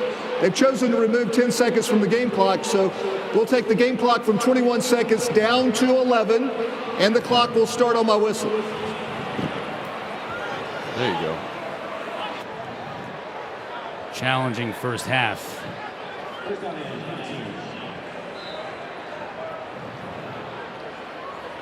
Jakovic's still throwing. Garbo underneath. Still Nice on his feet. play. Down to the 48. All right, yeah, and no time to get another play off. That'll be it. Well, wow. I mean, the last few minutes of that was just exciting. A lot of cleaning up to do by both teams. At the end of the day, it's a 23-21 lead for Louisville at the end of the first half. An eventful first half that promises to lead to an equally exciting second half, as Malik Cunningham with yet another 3-touchdown performance on the ground in the first half. Larisha's on the field. Coach, Boston College defense has been coming out with big stops. What more do you need to do to crack your run game open? Well, we really need to crack the pass game open. They're playing a lot of man-to-man out there. Our receivers got to get open. We got to hit them. So we got to do better in the pass game. Defensively, how would you assess your team's first half performance? Well, creating turnovers has been awesome, but giving up too many big plays. And we knew Zay Flowers. He's one of the best players in America, and he's made some great plays for them. We got to do a better job against him. Thank you for your time. Thank you. Thank you, Coach. Thank you, Larisha. Our halftime score here at Boston College, 23-21. Cardinals on top of the Eagles. It's been big plays and big playmakers making those big plays as well. No question about it. Speaking of big playmakers, our crew in the studio. Jordan Cornette. Why don't you take it away, my man? Welcome to the Auto Owner. You're watching ACC Network Football presented by Subway. 23-21 our halftime score. Getting set to start the second. Louisville on top of Boston College. Both teams looking for their first ACC win of the year. Along with Mark Hertzlick, I'm Chris Cotter. Starting this third quarter, well, we got what we expected out of Louisville, all Malik in that first half. Boston College, a couple of surprises. Yeah, not able to hit on some of the passing plays, but Malik Cunningham has been phenomenal on the ground, especially when plays look like they're broken initially. I mean, he's been able to dodge and weave and burn around everybody. And, Malik Cunningham, you look at the scoreboard, he's scored all 3 of the touchdowns. They've all been on the ground, inching his way closer. Started with 45 touchdowns on the ground, trying to match that Lamar Jackson mark of 50 for a school record, but he has been dynamic. And BC, on the other hand, a team that has been unable to find big plays so far this year, have been full of them in this first half. And whether it's the long pass to Jalen Gill or another phenomenal pass to Zay Flowers, he had this catch is unbelievable. And then Zay had another long run down the sideline, and Alex Broom, the freshman, a big run into the end zone. So it's been big plays for Boston College, but the turnovers have really hurt Boston College as well. Louisville more stagnant offensively, especially through the air, but they've been more solid in terms of not turning the ball over, not committing penalties. Our first half stats. Passing yards has been all Boston College. Rushing yards are about even. Really, the penalties, surprisingly, that's so lopsided on one side. Time of possession lopsided, and then the turnovers, those have been really costly, the 3 turnovers against Boston College. BC will get the ball to start this second half. Larisha Harris is down on the field. Larisha? Coach Hafley really praised the way his defense has been playing. He says the energy, the effort, the tackling has all been there. But he also put an emphasis on the fact that his guys, the entire team, they're having fun. And he said that's all he asks of his guys. They're working, and he wants them to continue to do that in the second half. He said they can't put themselves in a hole as it pertains to penalties and turnovers. So the emphasis was just finishing the game and continuing to have fun. Alex Broom in the backfield has had some fun, 55 yards, including a touchdown in that first half. He gets the nod in that starting tailback spot here in the second. Jakovic will toss it out to him. Blockers in front. Running hard for about 5. He didn't think he was down. We've seen twice, right? The two runs to start off each half have been those outside toss plays to the running backs. This Louisville player down. That's Yaya Diaby. Oh, that'd be a big loss for Louisville defensively. Injury timeout. And Boston College trying to get the guys out on the outside, and offense with this injury. We're going to take a break, see how he is when we come back.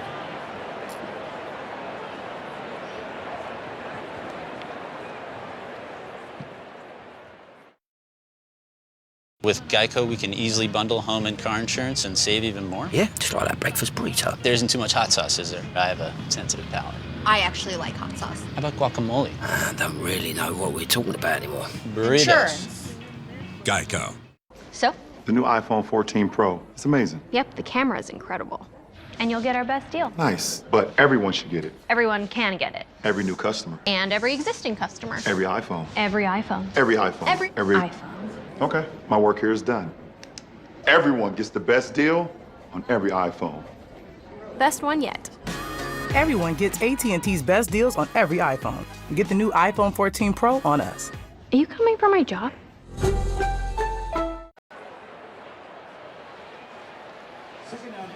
Looks like Diaby's okay, standing on the sideline. That's good news for Louisville fans. 2nd down and 5 for BC. Early going here in the second half.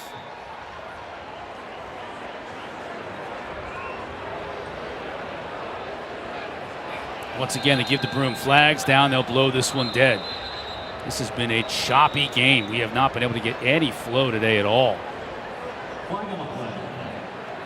More penalties against BC. Offense, number 11. 5-yard penalty, 2nd down. Mark, that's the 9th penalty of the day against Boston College. 0 penalties against Louisville. Yeah, they called on Lewis Bond, who I don't think was on the field. But either way, if it was on a wide receiver, you got to be a little bit better on the outside holding your water. 2nd down and 10.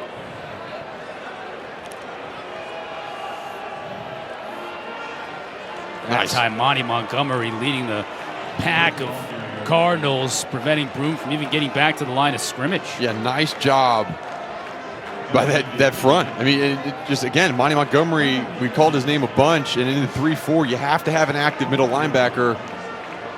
Good job of getting to the football. And now, this is one of the first times we've seen a 3rd and long situation. And look for that bottom side, that right side of the defensive line for Louisville. You have Yasir Abdullah and Yaya Diaby both lined up at the bottom. Kovic to throw. Broom. Short of the 1st down. It'll make the 4th and 3 as Yasir Abdullah back in the game, making the stop for the Cardinals, and this will force a punt from BC. Good 3 and out for that Cardinal defense to start the second half. Yeah, good play by Yasir Abdullah. I mentioned he was on the line of scrimmage. He dropped off, realizing that the running back was a quick release. Good job following on the angle route and stopped him short of the 1st down.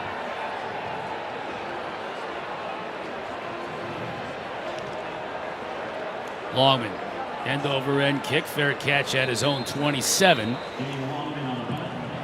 By Braden Smith. Cardinals will take over there. You mentioned him as we were coming back from break to start the second half. Malik Cunningham, throwing game maybe not there as much as he would have liked in that first half, but he was getting it done with his legs eventually. Yeah, completed about half the pass. He was 9 for 16 passing, but only 81 yards through the air. And you look at this, most total touchdowns in ACC history. How about 2 of those have, we just watched play? Obviously, Sam Howell last year, and then Malik Cunningham he's been phenomenal, and he is 1 away from getting to that number 4 spot and tying Phil Rivers. Another 3 touchdown performance today just in the first half. Jordan. Give him about 4. Boozy on the tackle for BC. They really have 3 running backs right now that they really like. Juwan Jordan, who transferred in from Syracuse a few years back, didn't get as many carries as he wanted last year, but he's been an integral part. And between him, Tyon Evans, and Trevion Cooley, they've carried the load of the running game. Malik looking to scramble. Now he throws it away as the heat was coming from Cam Worsley. Good job by Boston College again. The defensive line staying in their rush lanes. Not getting out of place. No room for Malik to run. And this is where the issue starts, right? On third down and longs, you don't get the option to just have the quick dump off passes. These routes have to develop downfield, and you got to be able to deliver the football. Cardinals 4 for 9 on third down on the day. 3rd and 5. Smith in motion. Cunningham looked like he wanted to go that way. Instead, he checks down. Defended beautifully by Jones, and now the flag comes. Oh, Did he have a hand on the back of Tyler Hudson? That's going to be the point of contention here. Pass interference, defense, number 20. Ball was placed at the spot of the foul. Automatic first down. I want to see that one again. And this ball looks like it's thrown well behind the receiver anyways. Well, you do get a grab. So, I think it's a good call. I don't think it would have been completed if he didn't grab him. Yeah, maybe it would. Either way, I think initially you think, oh man, that was just a great play, but it was a good call by the officials. And Elijah Jones got to stop grabbing. That's 2 so far. And you can see the disparity in penalties. It's ridiculous. Cunningham will carry it himself, picks up a yard. That's the 3rd time Donovan Ezeraku at that defensive end spot has been there and not gotten juked out. Right? How many times we see guys get juked out by Malik Cunningham?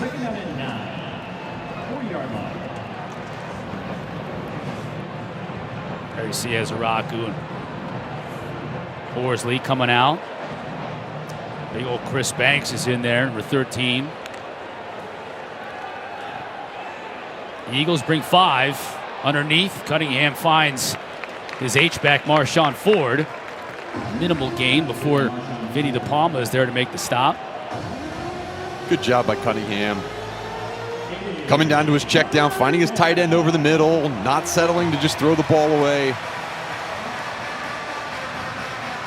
And a 3rd down, wholesale subs for Boston College defensive front. They're bringing in their nickel package. We've seen a lot of man-to-man. Looks like now Boston College is going to be back in zone coverage. Well, they bring pressure off the edge.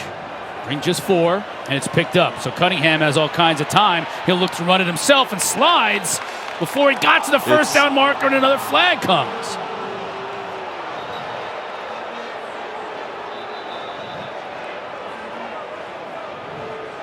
And Cunningham is shaken up a little bit. Yeah, man, let's hope he's all right. That was a really quick one. Some of the slides out in the open field, it's obvious his quarterback's going to slide. This one was a real quick one, really close to that first down marker as well. And Cunningham does look shaken up.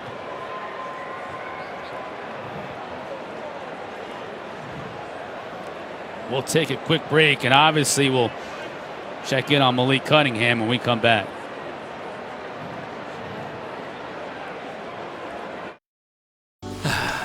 Beautiful day in Baltimore, where most people probably know that Geico could save them money on car insurance, right? Well, could help them save on boat insurance too. Okay.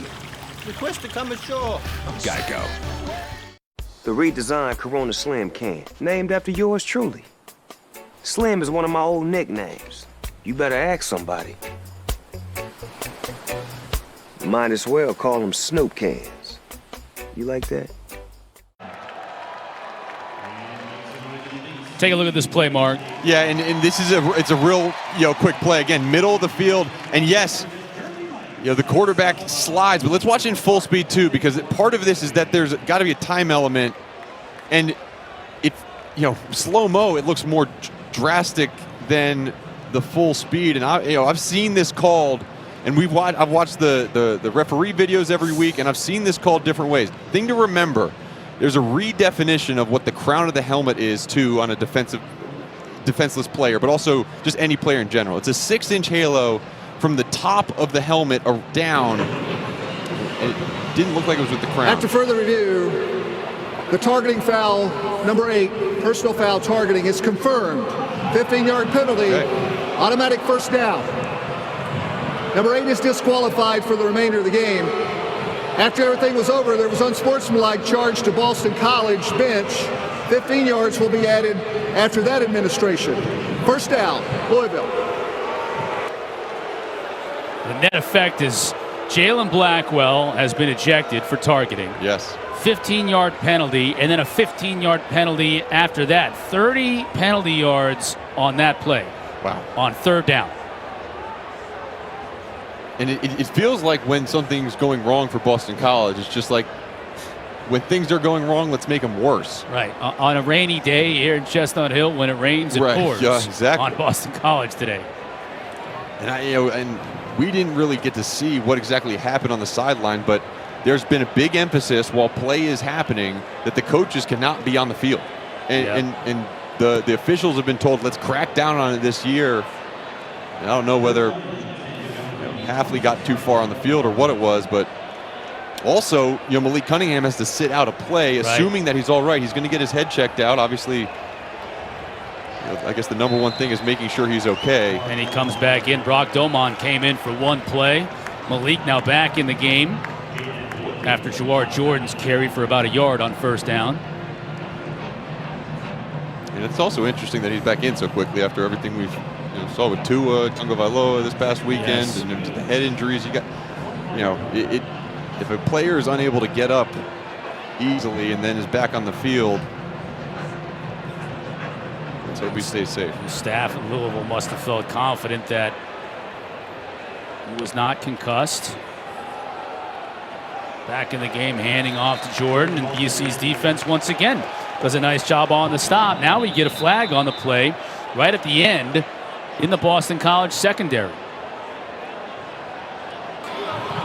Holding, offense number 70, 10-yard penalty, second down. Well, we're a few miles to the northeast of the Bronx, but you do get a Bronx cheer from the fans here in Chestnut Hill after the first Louisville penalty was called on the day. And appreciating 11 penalties for Boston College that have been accepted so far. Only one for Louisville. Fans are aware of that. Yes. They let the officials hear about it. And that's been an area of emphasis for Satterfield as well. No pre-snap penalties. They've been good so far in this game in that aspect. Huggins Bruce defended really nicely. This Boston College defense, they're flying around. And when you can turn on the tape and you see 9, 10, 11 of your color defenders around the football after the play. Look how many guys are there. And then other guys are getting to the screen afterwards. That's a defense that's hustling to the ball. And if you do miss that first tackle, you got guys to fill up. Now third down and 15 yards.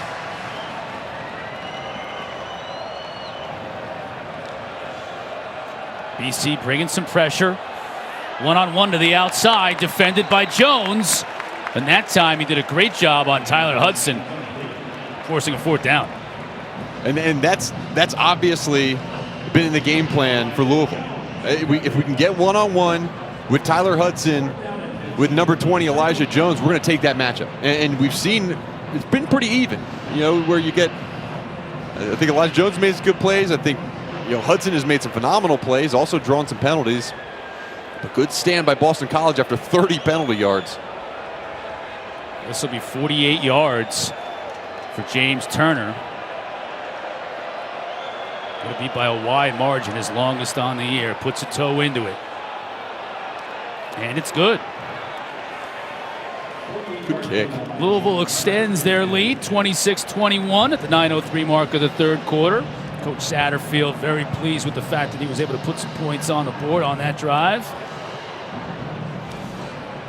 ACC PM, Mark Packer, Trey Boston, Taylor Tenenbaum. They're going to look at football, but also the entire conference. All the sports from around the league. Weekdays at 4 o'clock right here on the ACC Network and on the ESPN app. Brain trust both coaching staffs. making their halftime adjustments, now readjustments, after both teams have had an offensive drive in this second half.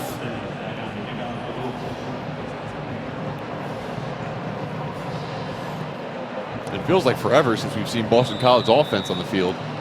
Yeah, 3 and out to open the second half, and then that long drive by Louisville extended with penalties that were able to get him in the field goal range.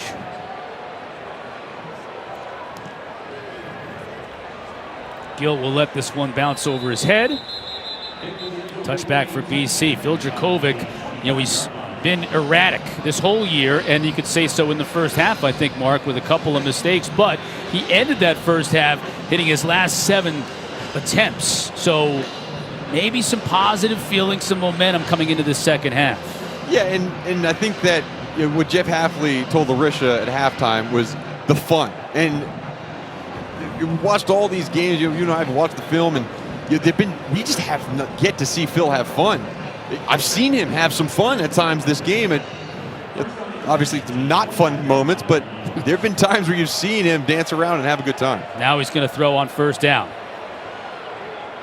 Complete for a short gain to Joe Griffin. Finally brought down at the 31. So 6 yards on first down. 6 yards, confident throw. Good route, good separation by the young wide receiver. And this is what Boston College wants to be, right? They're not the fast-paced offense. They're not the let's get to the line of scrimmage and trick you. It's, okay, let's get a completion. Let's gain 4 or 5 yards on first down. Let's huddle back up. Let's go back to the line of scrimmage slowly, use all the clock, and that's how they feel like they can win the games.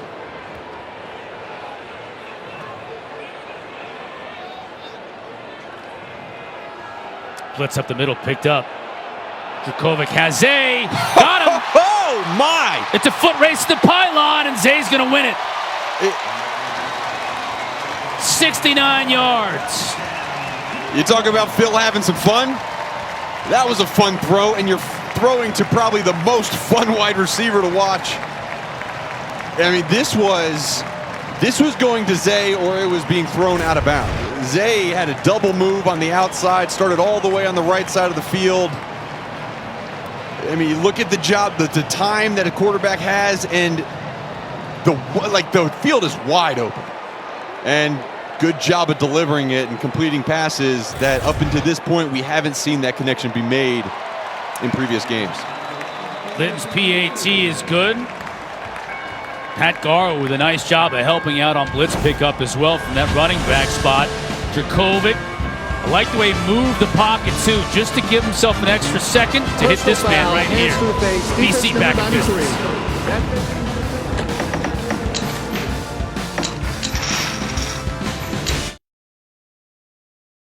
This just in, a giant robot has landed downtown.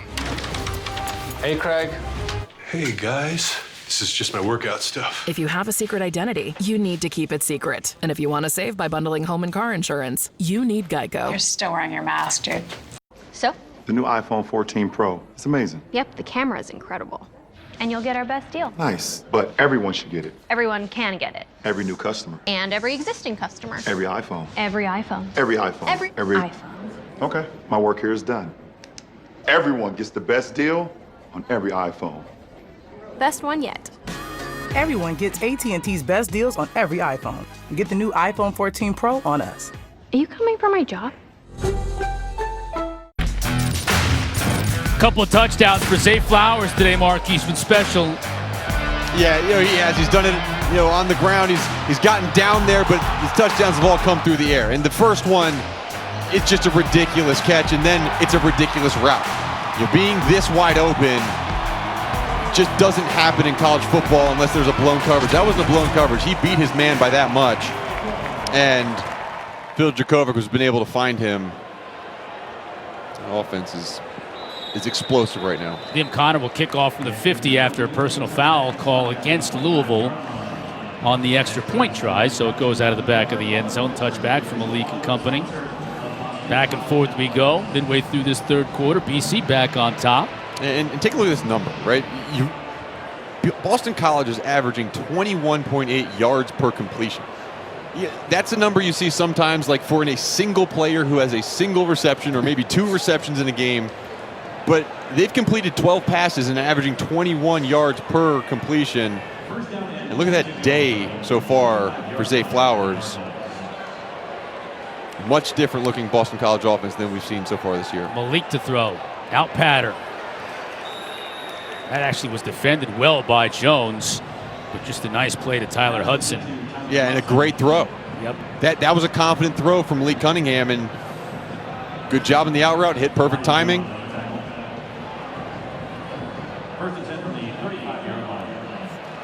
Louisville wants to go fast.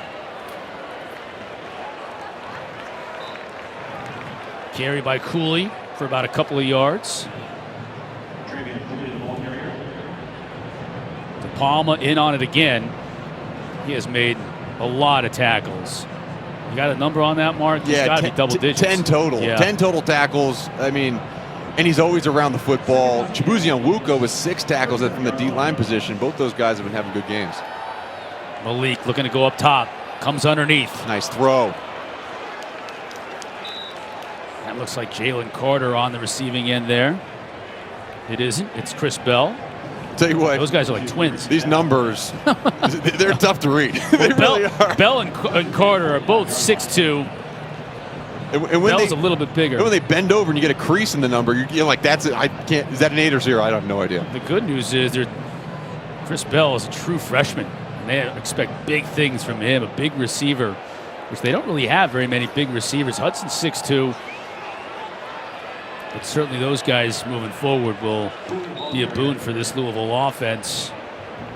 Cooley again carrying, give him 5 on first down. One thing we've seen a lot of today too, Mark, from both of these offenses, answers.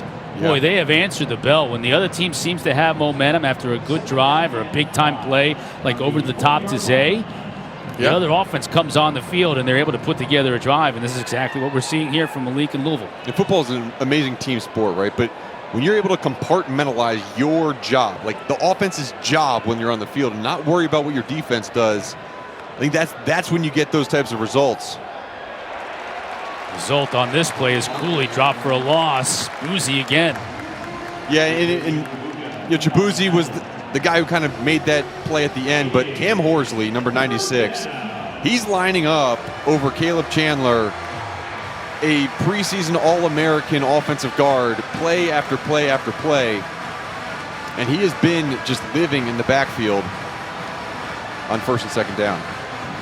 Well, now it's third down and about 6 after that loss. Again. Malik to throw. Pressure up the middle. Has a receiver. What a pass! Amari Huggins Bruce with the catch. That was dropped in there perfectly by Malik. It was, and again, they're going after Elijah Jones. Where's number 20? Who's he covering? And we're throwing the ball in that direction. Good job using the speed of Amari Huggins Bruce and putting the ball out in front enough where he can make that catch. Great throw. Cardinals back in the red zone. Fake to Cooley. Now to the corner. Touchdown. I mean, just another great throw. Phenomenal. And again, it's not the wow play, right, that you're used to seeing from Malik Cunningham, but am I able to expose a defense for what they're doing? He knows Boston College is playing man-to-man. The outside cut's going to be open. In the first half, he was not able to make this throw, but that was a perfect ball. It's a laser. And it almost feels like he trades each drive for his legs for his arm. Which one do I have? One of these drives is going to put it all together. Amari Huggins Bruce on the receiving end there. Those last 2 completions. 5 trips into the red zone, 4 touchdowns, and a field goal for the Cardinals. Offense is humming along today. You see Deion Branch right there, director of player development for this team. One of the great wide receivers. Had a phenomenal career up here in New England. Talking to those wide receivers, giving them daps up, saying great job. What's going on, Larisha? Well, you mentioned the director of player development. Malik actually learned to write down his goals, to make his vision plain from him. And he's been doing that. And I asked him about those goals that he wrote on the mirror earlier this year. And he said he's still currently working to check some of those things off. First, he wants to check off getting an ACC win on the road today. And his birthday is Thursday, October 6th. So he said that would be the perfect gift for him. Would be a nice gift. One that he is going to earn if they do get it, for sure.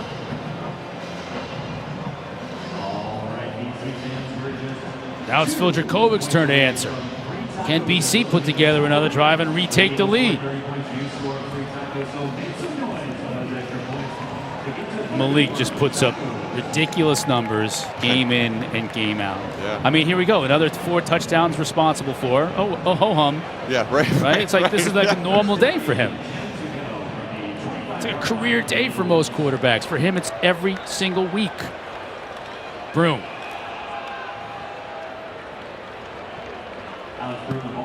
Ashton Gelati all over his back. Brings him down. About 3 yards. Gelati is down again. This is the second time he's been slow to get up.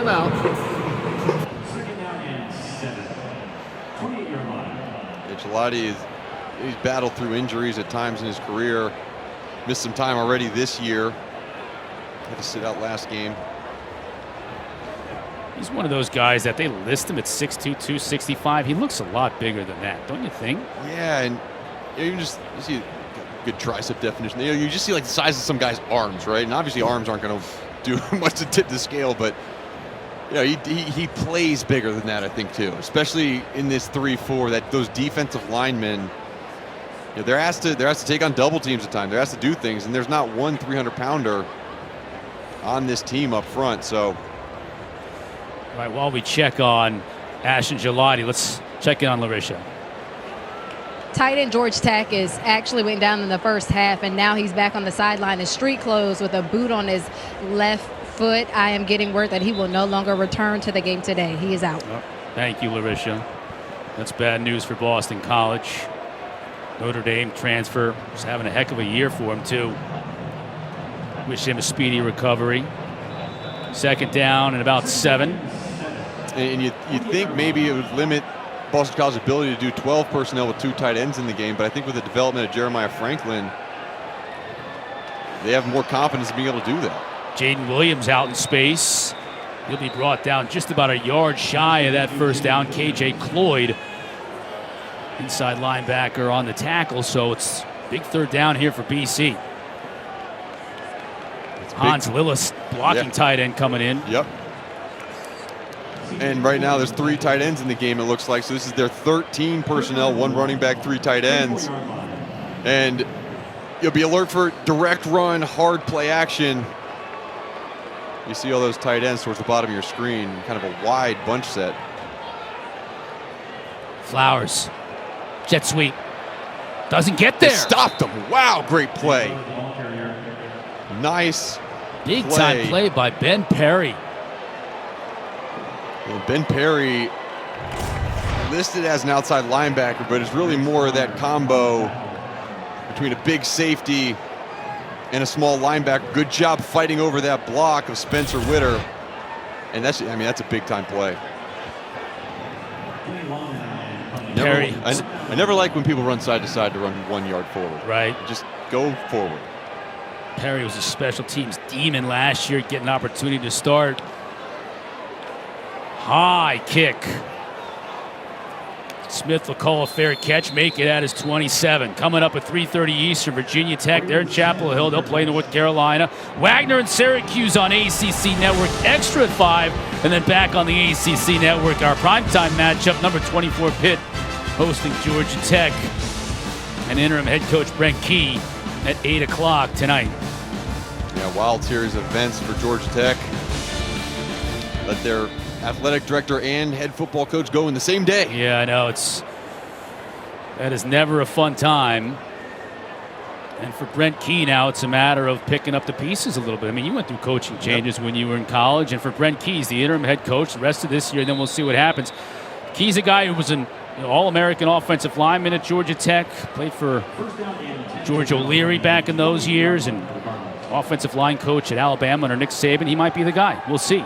Cunningham to throw on first down. Now he's got a lot of room to run if he wants it, and he chooses to take it. Picks up about 9 yards. That looked like it might even go for more than that from the start, but it's a good pickup on first down. Yeah, and C.J. Burton was in the loneliest position you can possibly be as a defender. Whole half of the field. 20 yards of field, and you're the only guy that can bring down Malik Cunningham. Loss of contain, and this is bound to happen at times, but just a good job of troops rallying to the football and bringing him down. But good pickup on first down by Malik. That was limit the damage mode by Boston College on defense, and they did it. And it sets up this play because now it's third down and about 6. Ty Clemens crashing into the backfield. Ty Clemens, another guy, 6'2", 260-pound redshirt freshman. It didn't play a lot coming into this game. Got some time towards the end of that Florida State game in the scrap time, and these coaches, they saw something from some of the younger guys, and Boston College has been able to rotate 4 new defensive linemen in really every series to keep them fresh. Good play. On 3rd and 5, BC showing some pressure. Play clock winding down. Malik gets it off. He's got a blocker in front of him, and I think he picked up just enough for the first down. He does. Good play call. That was design quarterback keeper. Got a bunch set over there. They knew, again, Boston College, if you're going to be man-to-man, you're going to expose yourself to certain things. Get all your eyes on your wide receivers. And look, you see all the defenders. Their eyes are on the receivers and don't see the fact that the quarterback's running the football. Another kind of big play-saving tackle by Donovan Ezeraku, but great job executing. Good play call by Satterfield. I like the way Cunningham used Jawar Jordan there. Jordan didn't even have to make a block. Cunningham just used him almost as a diversion. Yeah. Just a shield to get enough yards for the first down. Smith in motion. Cunningham will throw. Nice play, hits his tight end. And that's Patton Satterfield. That's the outside zone play with the boot, tight end coming across low. If you got the deep one, you hit that. If not, you hit the tight end coming back. Francis Sherman on the receiving end. Shermanator. Lighten up, Francis. 1st and 10. Smith in motion again. Jawar. Got him. A lot of great speed. Inside the 10. Waiting for the officials to give us a ruling. And we're going to get a whistle behind the play. And our officials with their arms out. He's either out of bounds. Now it's a touchdown. But no one's running down, and you see the expression of George Jordan. Personal foul, chop block, offense number 55, offense number 70. 15-yard penalty from the previous spot. First down. It's academic anyways, as we got a chop block, so we'll move it back. A personal foul. That's a costly penalty against Louisville. Yeah, and this is a redefinition of the rule. It doesn't matter where the chop block occurs. It matters where the ball is when the chop block occurs, right? Or sorry, the cut block. This one, however, was a chop block, meaning a high-low block. So, pardon me, there was no change in the rule. That was just a guy cutting and then a guy blocking up top. You can't do that. Caleb Chandler, superstar on this offensive line. Guilty party. So they move way back. 1st and 25. Negating a big run by Jawar Jordan. Yeah, that'll show up as 15 penalty yards, but that was obviously cost more than that. Delay of game, offense. 5-yard penalty. Now this offense, which I just said was humming right along, is completely discombobulated. Satterfield can't believe it. Yeah, and that's the pre-snap penalties that drive him crazy. There's certain penalties, he said to us, he said, certain penalties you deal with, right? They're effort plays. You get it, you try to make a play and you just hit a guy a little too late, or you get a holding ball. Like you just can't hurt yourself in terms of false starts or offsides. 4 penalties in this quarter against Louisville. They had 0 penalties in the first half against them. Cunningham to throw. Dumps it off to Maurice Turner. Picks up 3 yards. Could be the final play of this third quarter.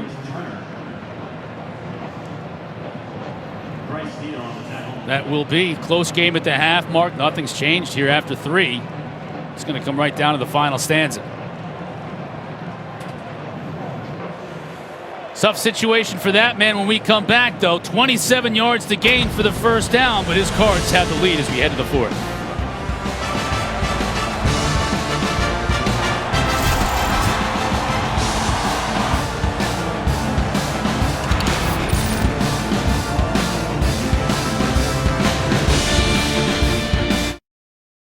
This just in. A giant robot has landed downtown. Hey, Craig. Hey, guys. This is just my workout stuff. If you have a secret identity, you need to keep it secret. And if you want to save by bundling home and car insurance, you need Geico. You're still wearing your mask, dude. A Corona and palm trees. A Corona and calm seas. And a balm breeze. And some long knees, strong like a tongue squeeze. You'll say, "Aw, geez," when I make your lawn freeze. Was that good? No. Oh. It was incredible. Oh. Lee bad. Oh. But this is good.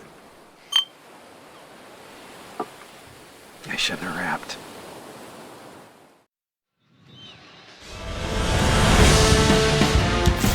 Welcome back to ACC Network Football, presented by Subway. Mark Hertzlick, Larissa Harris, Chris Cotter with you as we head to the fourth quarter here in Chestnut Hill. Super fans out in force. Got their terrible towels. That's really a Pittsburgh thing. Can't really call it a terrible towel. What would we call it here? I don't know. Just cool cloths. Yellow flag. These ones are. Say go Eagles on them. Gonna have to have a big fourth quarter. Second down as we start this last quarter of play, and a long way to go for the first down. Leapfrogging the defender, but he would have none of it. Jawar Jordan tried to go over the top of Cam Arnold, and Cam Arnold said, "Nah, not this time." Yeah, no. Yeah, wow. Okay. Cam Arnold. It's a good catch. Let him down gently, too, which is nice. Didn't get a penalty. Jaden Woodby didn't want to let him down gently. No. So if you're going to hold him up there for me, I'm going to take a shot. That's tag team WWF style. Either way, third down and long. About 10 yards to go, or 19 yards, I should say, on third down. Yeah, Boston College didn't zone. Got away from the man-to-man. Bring just 3 underneath. That's not even going to be anywhere close. Cam Arnold again coming up to make the stop, and Jawar Jordan dropped before midfield. Fourth down.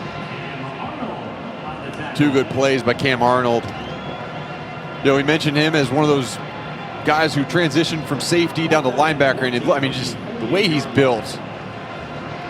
You know, seeing him at practice, and he is a solid player. And at 6'1", 230 pounds, he's filled out nicely, and he's really adjusted to linebacker well. A couple good plays in this game. Zay's back to retrieve this punt, standing on his own 20.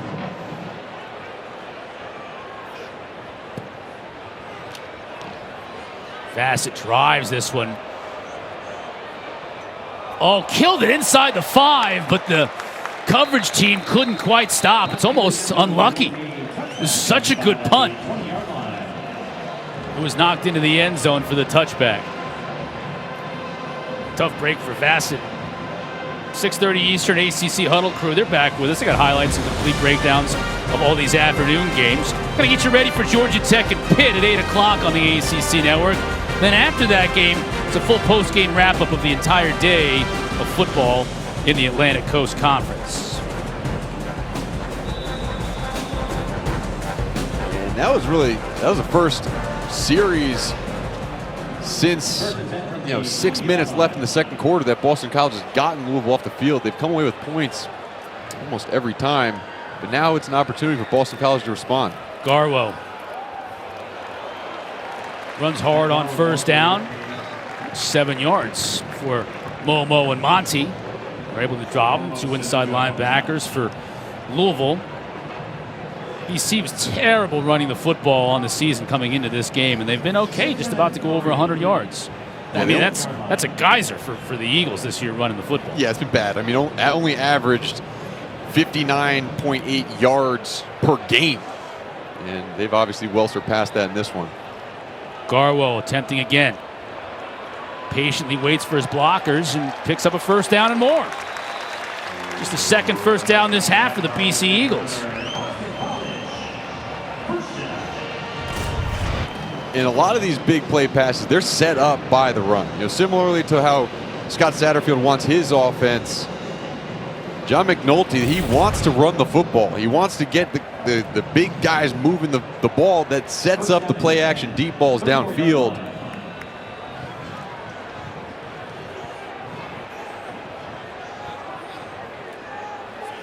Play action to Garwo.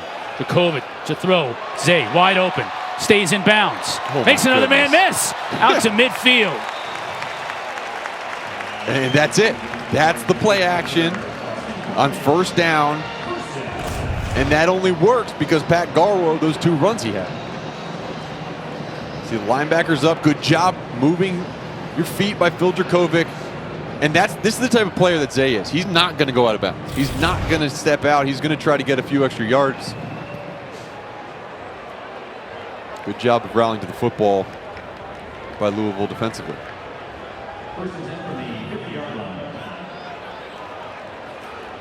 Garwo.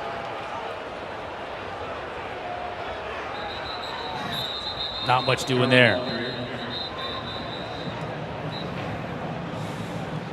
Number 7, Monty Montgomery again involved. As was Ramon Poirier. Yeah, Momo was down there too. I mean, I think the second level, the linebacker group for this Louisville team, they've improved, right? They've gotten better since last year. Obviously, we mentioned Montgomery coming back, Momo transferring in. Yasir Abdullah, a phenomenal player last year. He's continued that trend this year. Flowers, got to make a man miss. Can't, but he's able to pick up good yardage. Crowd wants a flag, and they'll get it. Well, again, probably going to call. Personal foul, late hit out of bounds, number 12 on the defense. 15-yard penalty will be added on to the end of the run, and an automatic first down. Okay, good. And I think the timing of the play, that was the question, because it didn't look like a horse collar, him getting his hand inside the jersey. And still, again, I don't think that's egregious. It was kind of a continuation of the motion. I don't know if I agree with that call, but gives a bunch of added yardage to the end of that play. Zay shaking up a little bit you see him on the bench. Dracovic to throw. Nice patient pass play. Got it to Lewis Bond. Ooh, and that's not a good sign. Flowers going in the tent. Taking Zay Flowers inside the tent. Dracovic can't be worried about that right now. No, got a good drive going. You think about it, your top 2 targets coming into the game are both out with Takis and Zay Flowers for now.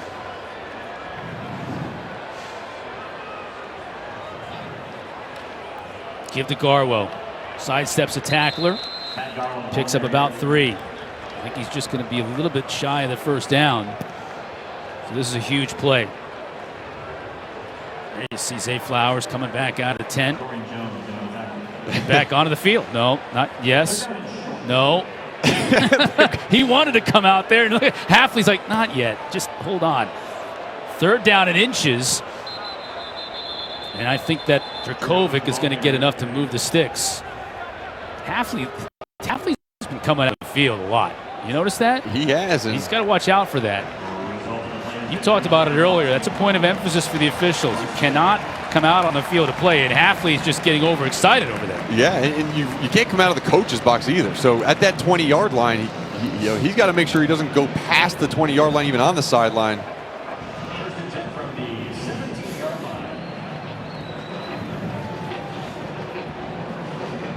Fresh set of downs for BC.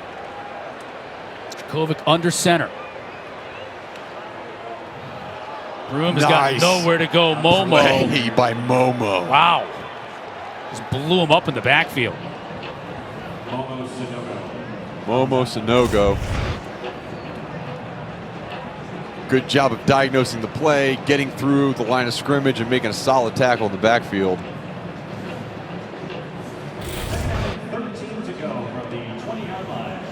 We talk about Momo, they talk about a guy who may not have all the best athletic talents and skills, but always knows where to go and does a great job of letting everybody else know where to go. Dracovic to throw, pressure. Defended very well. Not only did they get pressure, but also Kendrick Duncan was there to drop Broom. That's going to be a loss. Yeah, and Kendrick Duncan, he wasn't necessarily matched up on Broom. He can really cover two. He covered the tight end to the flat and then fell off the tight end when he saw the ball released. It's a really heads-up play by Duncan. 3rd and long. Dracovic has completed 13 straight passing attempts. Really settled in here in the second half, but he's got a tough task here. Pressure, picked up. Oh, got it to Zay and he dropped it. And Zay just took his eyes off the football. It looked like that was exactly what they wanted. And you see him still smiling even after that drop. They got what they wanted, and that, you know, can't believe he dropped it. And a good stand defensively, and you see what those negative plays on first down do to a team. Good job by Louisville on defense. Litton from 37 out. And he hit it. BC inches ever closer here at the midway point of this fourth quarter. 33-31. Wanted to get 6. They'll settle for 3, but still in it.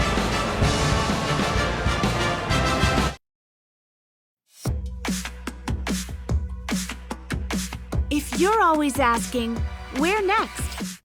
Capital One has the travel card for you. Venture X. Earn 10x miles on hotels and 5x miles on flights booked through Capital One Travel. Plus, receive premium travel benefits like access to over 1,300 airport lounges. Find your where next with Venture X. What's in your wallet? So? The new iPhone 14 Pro. It's amazing. Yep, the camera's incredible.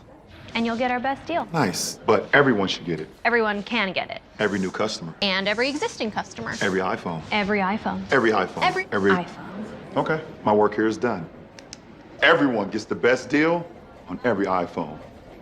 Best one yet. Everyone gets AT&T's best deals on every iPhone. Get the new iPhone 14 Pro on us. Are you coming for my job?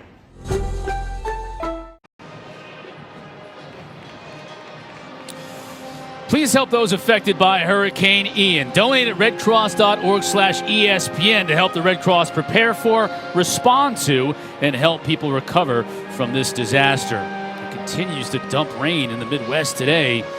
Certainly the west coast of Florida feeling the brunt of it.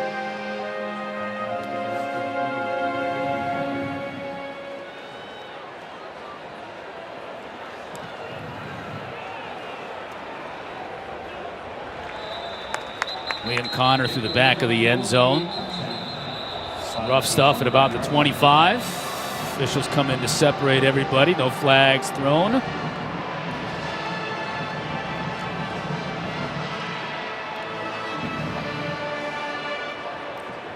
Louisville by 2.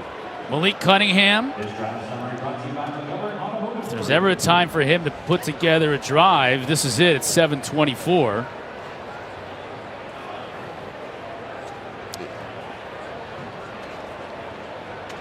May have Brock Domon coming out. Let's check this. Moments ago on the sideline, this is Cunningham, and they're putting the 10 over him to look at something. Remember, he briefly was shaken up after getting hit in the head earlier as Domon hits Ford, and he rumbles down the sideline for a nice gain on first down. Remember, he sat for a play, came back in, though, in this second half.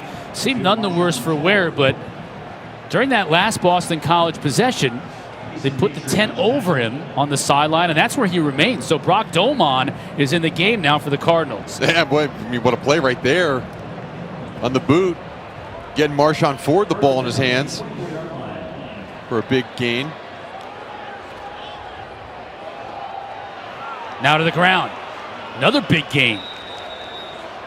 First down for the Cardinals. They'll move the sticks again. Jawar Jordan. Outside zone play for Louisville. And you see how fast Jawar Jordan hits the hole. Good job of turning upfield. We haven't seen much of Tyon Evans here in the second half either. Remember, he got hurt. Yeah, Tyon Evans got hurt, and we haven't seen him since that point. So a lot of notable injuries in this game on both offensive sides of the ball. Jordan stays on his feet, picks up 5 yards on first down. You can see the bench over there for the Cardinals. Sorting him. Good yards on first down. I think that was that hype man coach who saw beginning of the game jumping, crowd surfing on his offensive line. Usually strength and conditioning coach. Injury timeout. Another injury. Vinny DePalma is down. We check in on Vinny DePalma when we come back. Injuries all over the place on this field right now. It's fourth quarter. Cardinals by 2.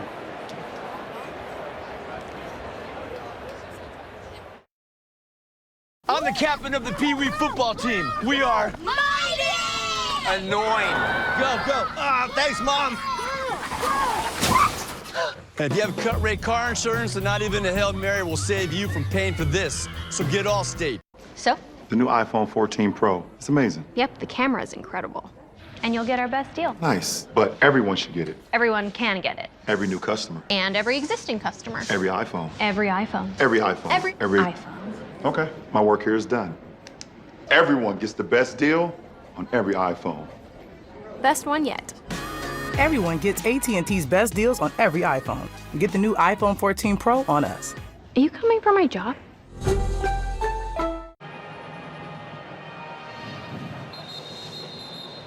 Scott Satterfield and the Cardinals lead by 2. Just under 6 minutes to play in this game. It's been a back and forth affair, very entertaining. And now injuries are starting to pile up on both sides. Louisville on this drive that could salt the game away, having to do with Brock Domon at quarterback, and without their starting tailback, that's Tyon Evans, the transfer from Tennessee, in a boot on crutches. But Boston College, when you look at the amount of time left on the clock, you almost have to hold Louisville to a field goal. So if they get in the end zone, that's 2 scores. Domon to throw over top. Tried to get it to Huggins Bruce. Incomplete.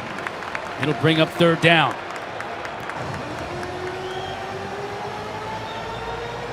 Cunningham is in the tent on the Louisville sideline. Now he's come out, so he's trying to walk it off.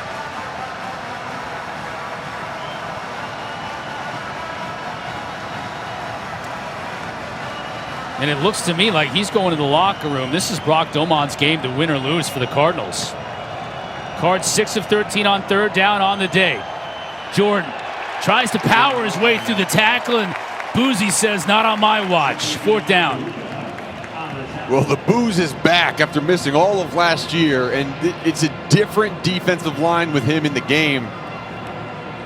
And we're right on the edge of field goal range for Louisville either way. And this is a decision Satterfield's got to make. Are we going to go for it on fourth down? They got to here. And on 4th and 4, it could be a hard count situation, but last time we saw that, they did go for it. Yeah, too much wind swirling around the stadium to attempt that long of a field goal. Domon to throw. Trying to get to all. Defended that time by Elijah Jones. Well, wouldn't you know, they've been picking on Jones all day long, and when they needed a play, he was there to make the stop. And Elijah Jones knew, right? When you've been picked on, you know you're going to get picked on. Great job of locking down, great job of knocking the pass down, giving his offense a chance.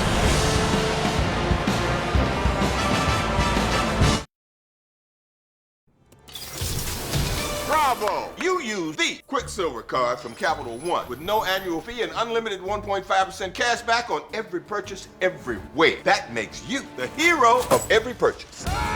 What's in your wallet? A Corona and palm trees. A Corona and calm seas. And a bomb breeze. And some long knees, strong like a tong squeeze. You'll say, "Aw, geez," when I make your lawn freeze. Was that good? No. Oh. It was incredible. Oh. Lee bad. Oh. But this is good. I shouldn't have rapped. ACC Network Football is presented by Subway. Try the all-new Subway Series menu. Your pick of 12 irresistible subs.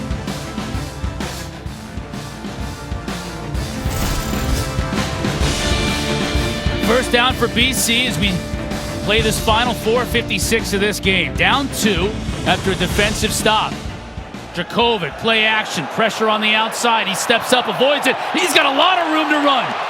Into Cardinal territory, inside the 30.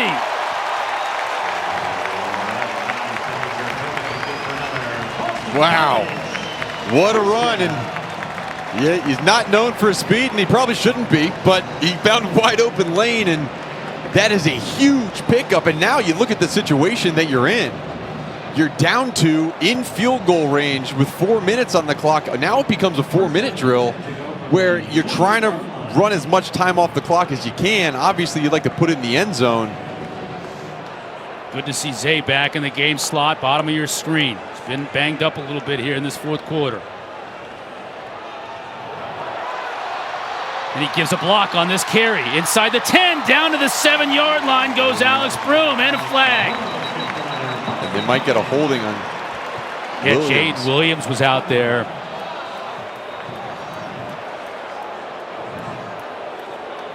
Maybe 10 yards from the spot. Offense number 0. 10-yard penalty. First down. And it's, you mentioned it's from the spot. 10-yard penalty from the spot. So it's not the worst thing that could happen to Boston College. I mean, you're thinking, Louisville-wise, okay, do we let them score when you're down in that situation, kind of, because you do want to have more time on the clock?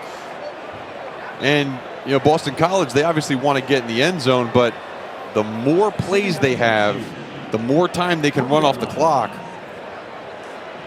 Yeah, Broom shaking up too, grabbing his hamstring. Yeah. It has just been a battle of attrition here today with the injuries mounting up. Second down, it's first down and 2 after the penalty. Let's see where they mark this one at the 20. Now we get a late flag. Crowd was calling for it. Took the officials a while to find it.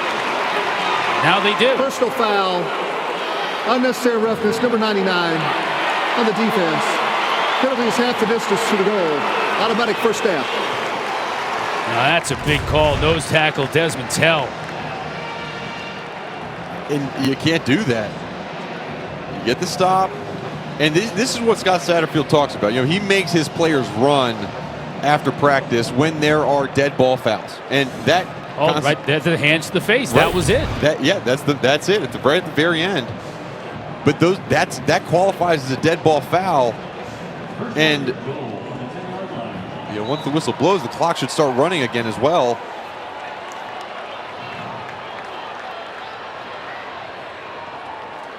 Garwo. Yards are going to be tough to come by here inside the 10. Jared Dawson, who filled in for Tell after Tell was sent to the bench, and Monty Montgomery combining on the stop. I'm surprised John McNulty didn't use all that play clock before he snapped that football. We know college football, you can score fast, but you put more pressure on an opposing offense. Louisville's got all 3 timeouts on the board. Yeah. Second down and goal.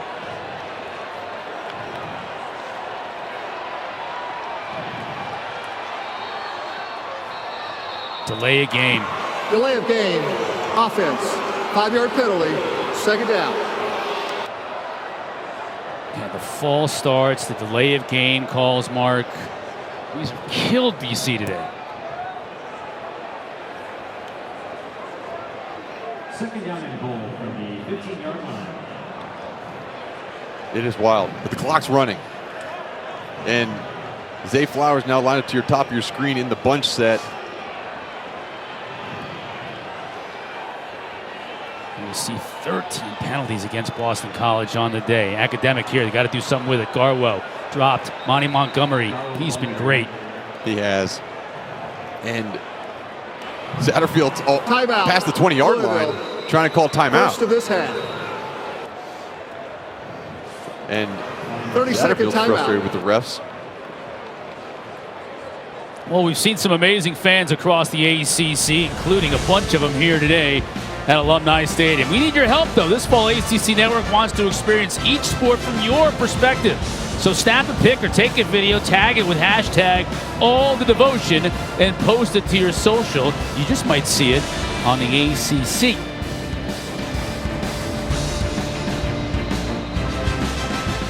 All right, well, the yardage markers are on the ground because it's 3rd and goal from the 15-yard line.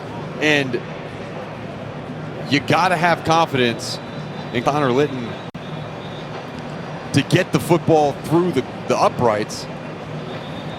And you got to be safe with the football offensively. You got to tell Phil Draco, like, don't put the ball in harm's way because we cannot turn the ball over.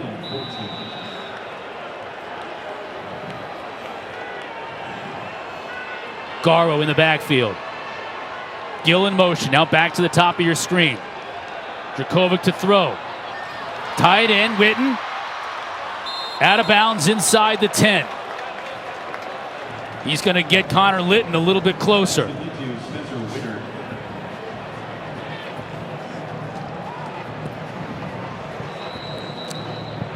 And now the timeout again by Satterfield. 30-second charge timeout to Louisville. That is their second of this half.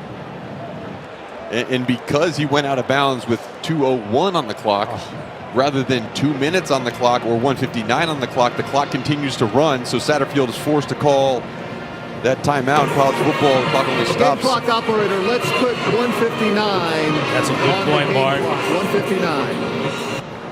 So we're going to have 1:59 on the clock. Larisha, what's going on down there on the field? Bad news for Louisville. Malik Cunningham is out. We will no longer see him today. All right, thank you for that update. So when Louisville does get the ball back, Litton makes this kick, Mark.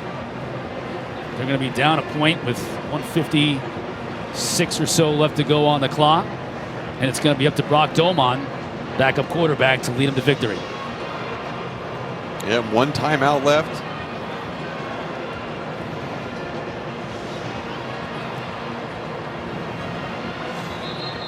Litton's made his only field goal attempt of the day. Did have a PAT blocked in the first half.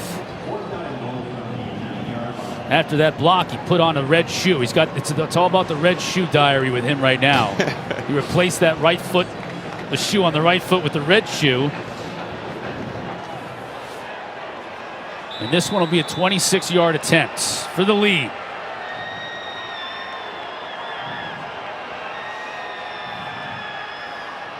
Good snap, good hold. Litton with the kick, and it's good.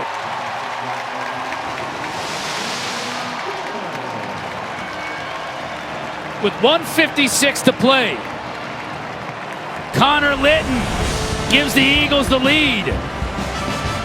Cardinals with one final shot when we come back.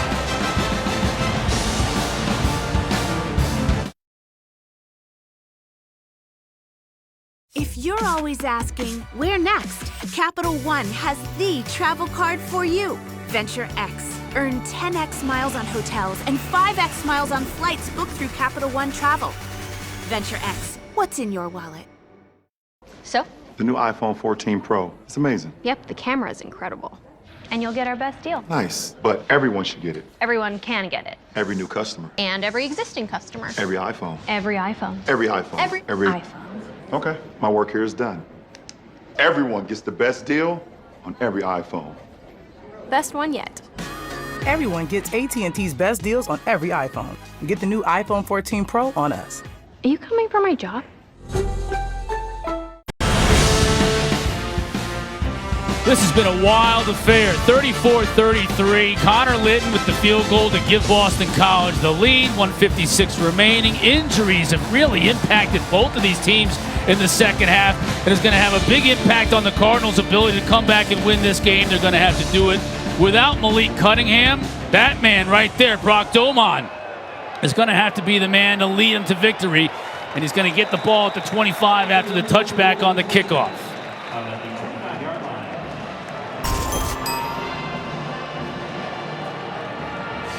Good look at Doman right there.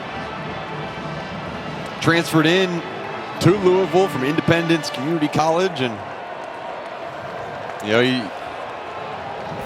had a good career there. 1,500 pass yards, 10 touchdowns, 5 interceptions. Has played sparingly this season. Last game, 5 for 8, 73 yards, but none of that matters right now.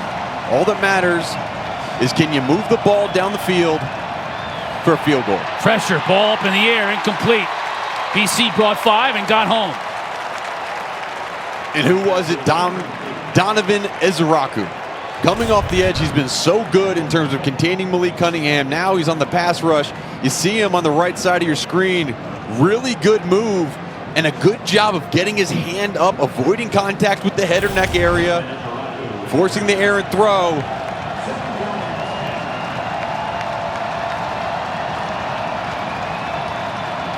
Doman play action, has time. Can he find a receiver? Did. Flags come in. Jones was covering Huggins Bruce.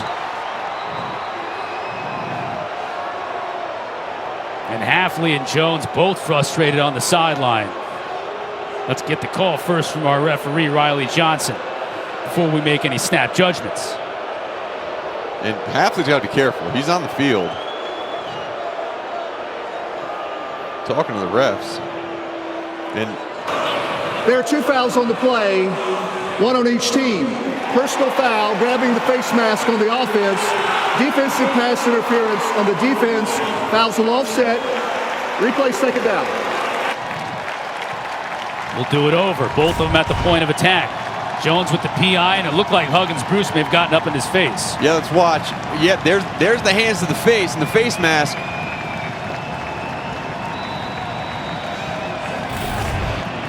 There's the hands to the face mask. They got it. Jonesy was. They got it. Replay, second down. Well, watch where that matchup is, right? Where down the bottom of your screen, you got Elijah Jones. That's where he's lined up man-to-man on Tyler Hudson. Right. Doman going deep. Cam Arnold in coverage. Louisville wants a flag. It's on their sideline. They won't get it. I think that was actually Jaden Woodby covering the tight end. And Marshawn Ford. I think Elijah Jones would rather be playing on that side of the field, allowing a little bit more contact go over there. But third down, we've seen third down, fourth down when they need it. They're going to throw at Elijah Jones. It's a huge play as this Boston College fan base is on their feet making noise.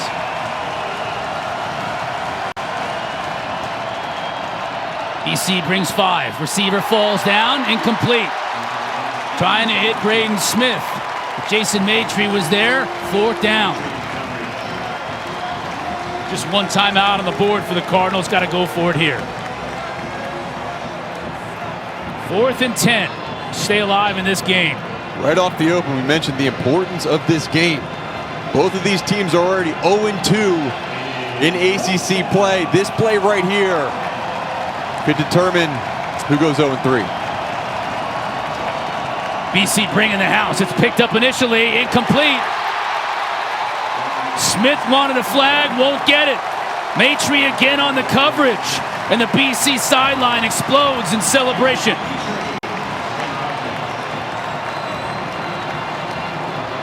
Do have a flag on the far side, and another one coming in. And I think Jaden Woodby took his helmet off. And obviously the entire bench cleared. So those are 2 things you can't do.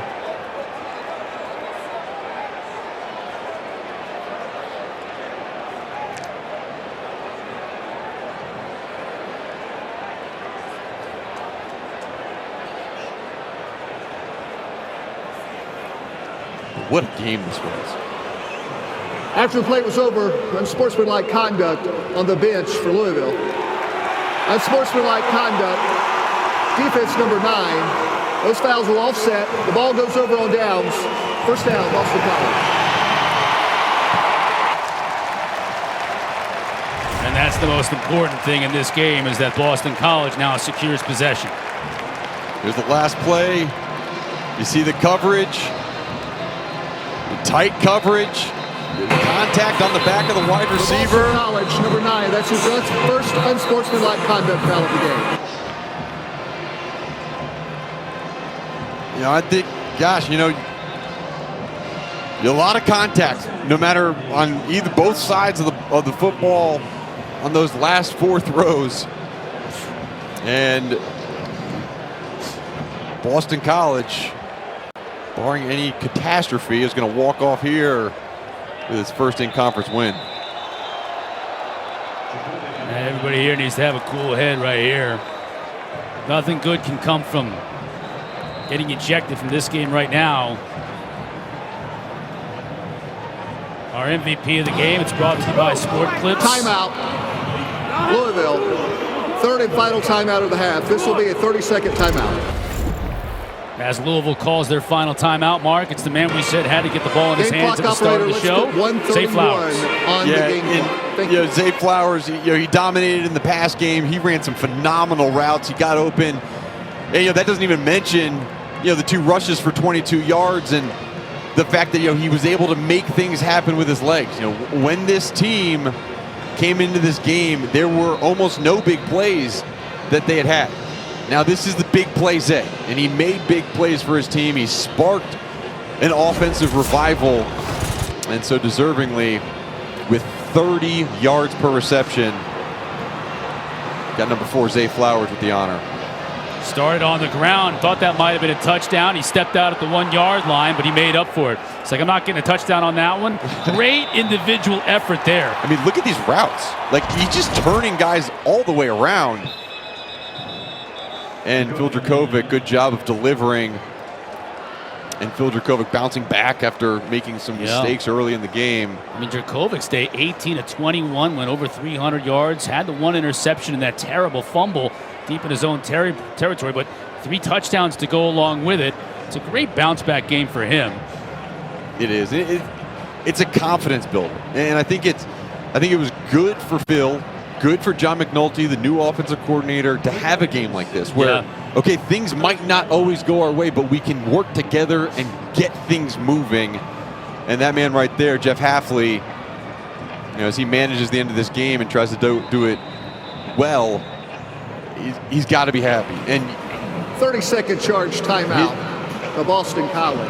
And his team First of this half. Okay, his message to the team was, let's have fun, right? Let's go out and have fun and not try to look at the scoreboard. And sometimes when you do that in football, you get to look at the scoreboard at the end and it looks good. And I think that's the biggest takeaway for Boston College. Louisville, on the other hand, what's the extent of Malik Cunningham's injury? Right. How bad is Tyon Evans' injury? With Jalen Mitchell already out, D. Wiggins went out last week. You're starting to pick apart some of the playmakers that you came into the season with. Boston College coming up next weekend, red bandana game right here against 5th-ranked Clemson. The schedule gets brutal for both of these teams. I mean, when you think about Boston College, you got Clemson next week at home. You're at Wake. You still have at NC State, at Notre Dame, and Syracuse to finish the year here. And then if you think about Louisville, I mean, Louisville travels to Virginia next week. You and I are going to have that game along with Larisha, but then Pitt, Wake Forest, Clemson, NC State, and Kentucky to finish out their year. Yeah, and they're one non-FBS team, right? James Madison, they're no slouch either. I mean, they're legit. So Louisville, which will fall to 0-3 in conference play, really facing a must-win situation on the road next week in Charlottesville against Virginia. Also a hungry team on the ropes. Yeah, a team that, again, similarly to Boston College, just hasn't been as explosive offensively. But we saw today, anything can happen on any given Saturday.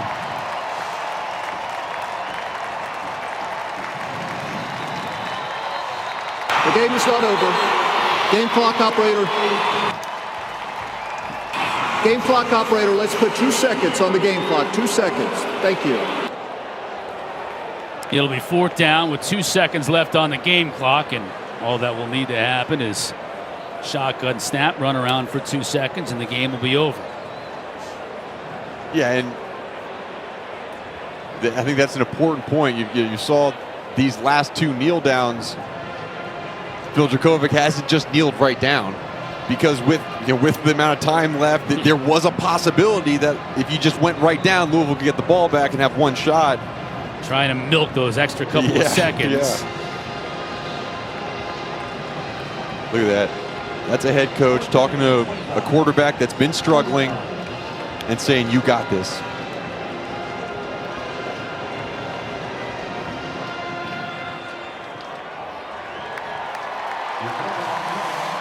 And that'll do it. Gutty win for Boston College, picking up their first ACC win of the year. Final score, 34-33, BC with the win. Virginia Tech, North Carolina coming up next. To Chapel Hill we go.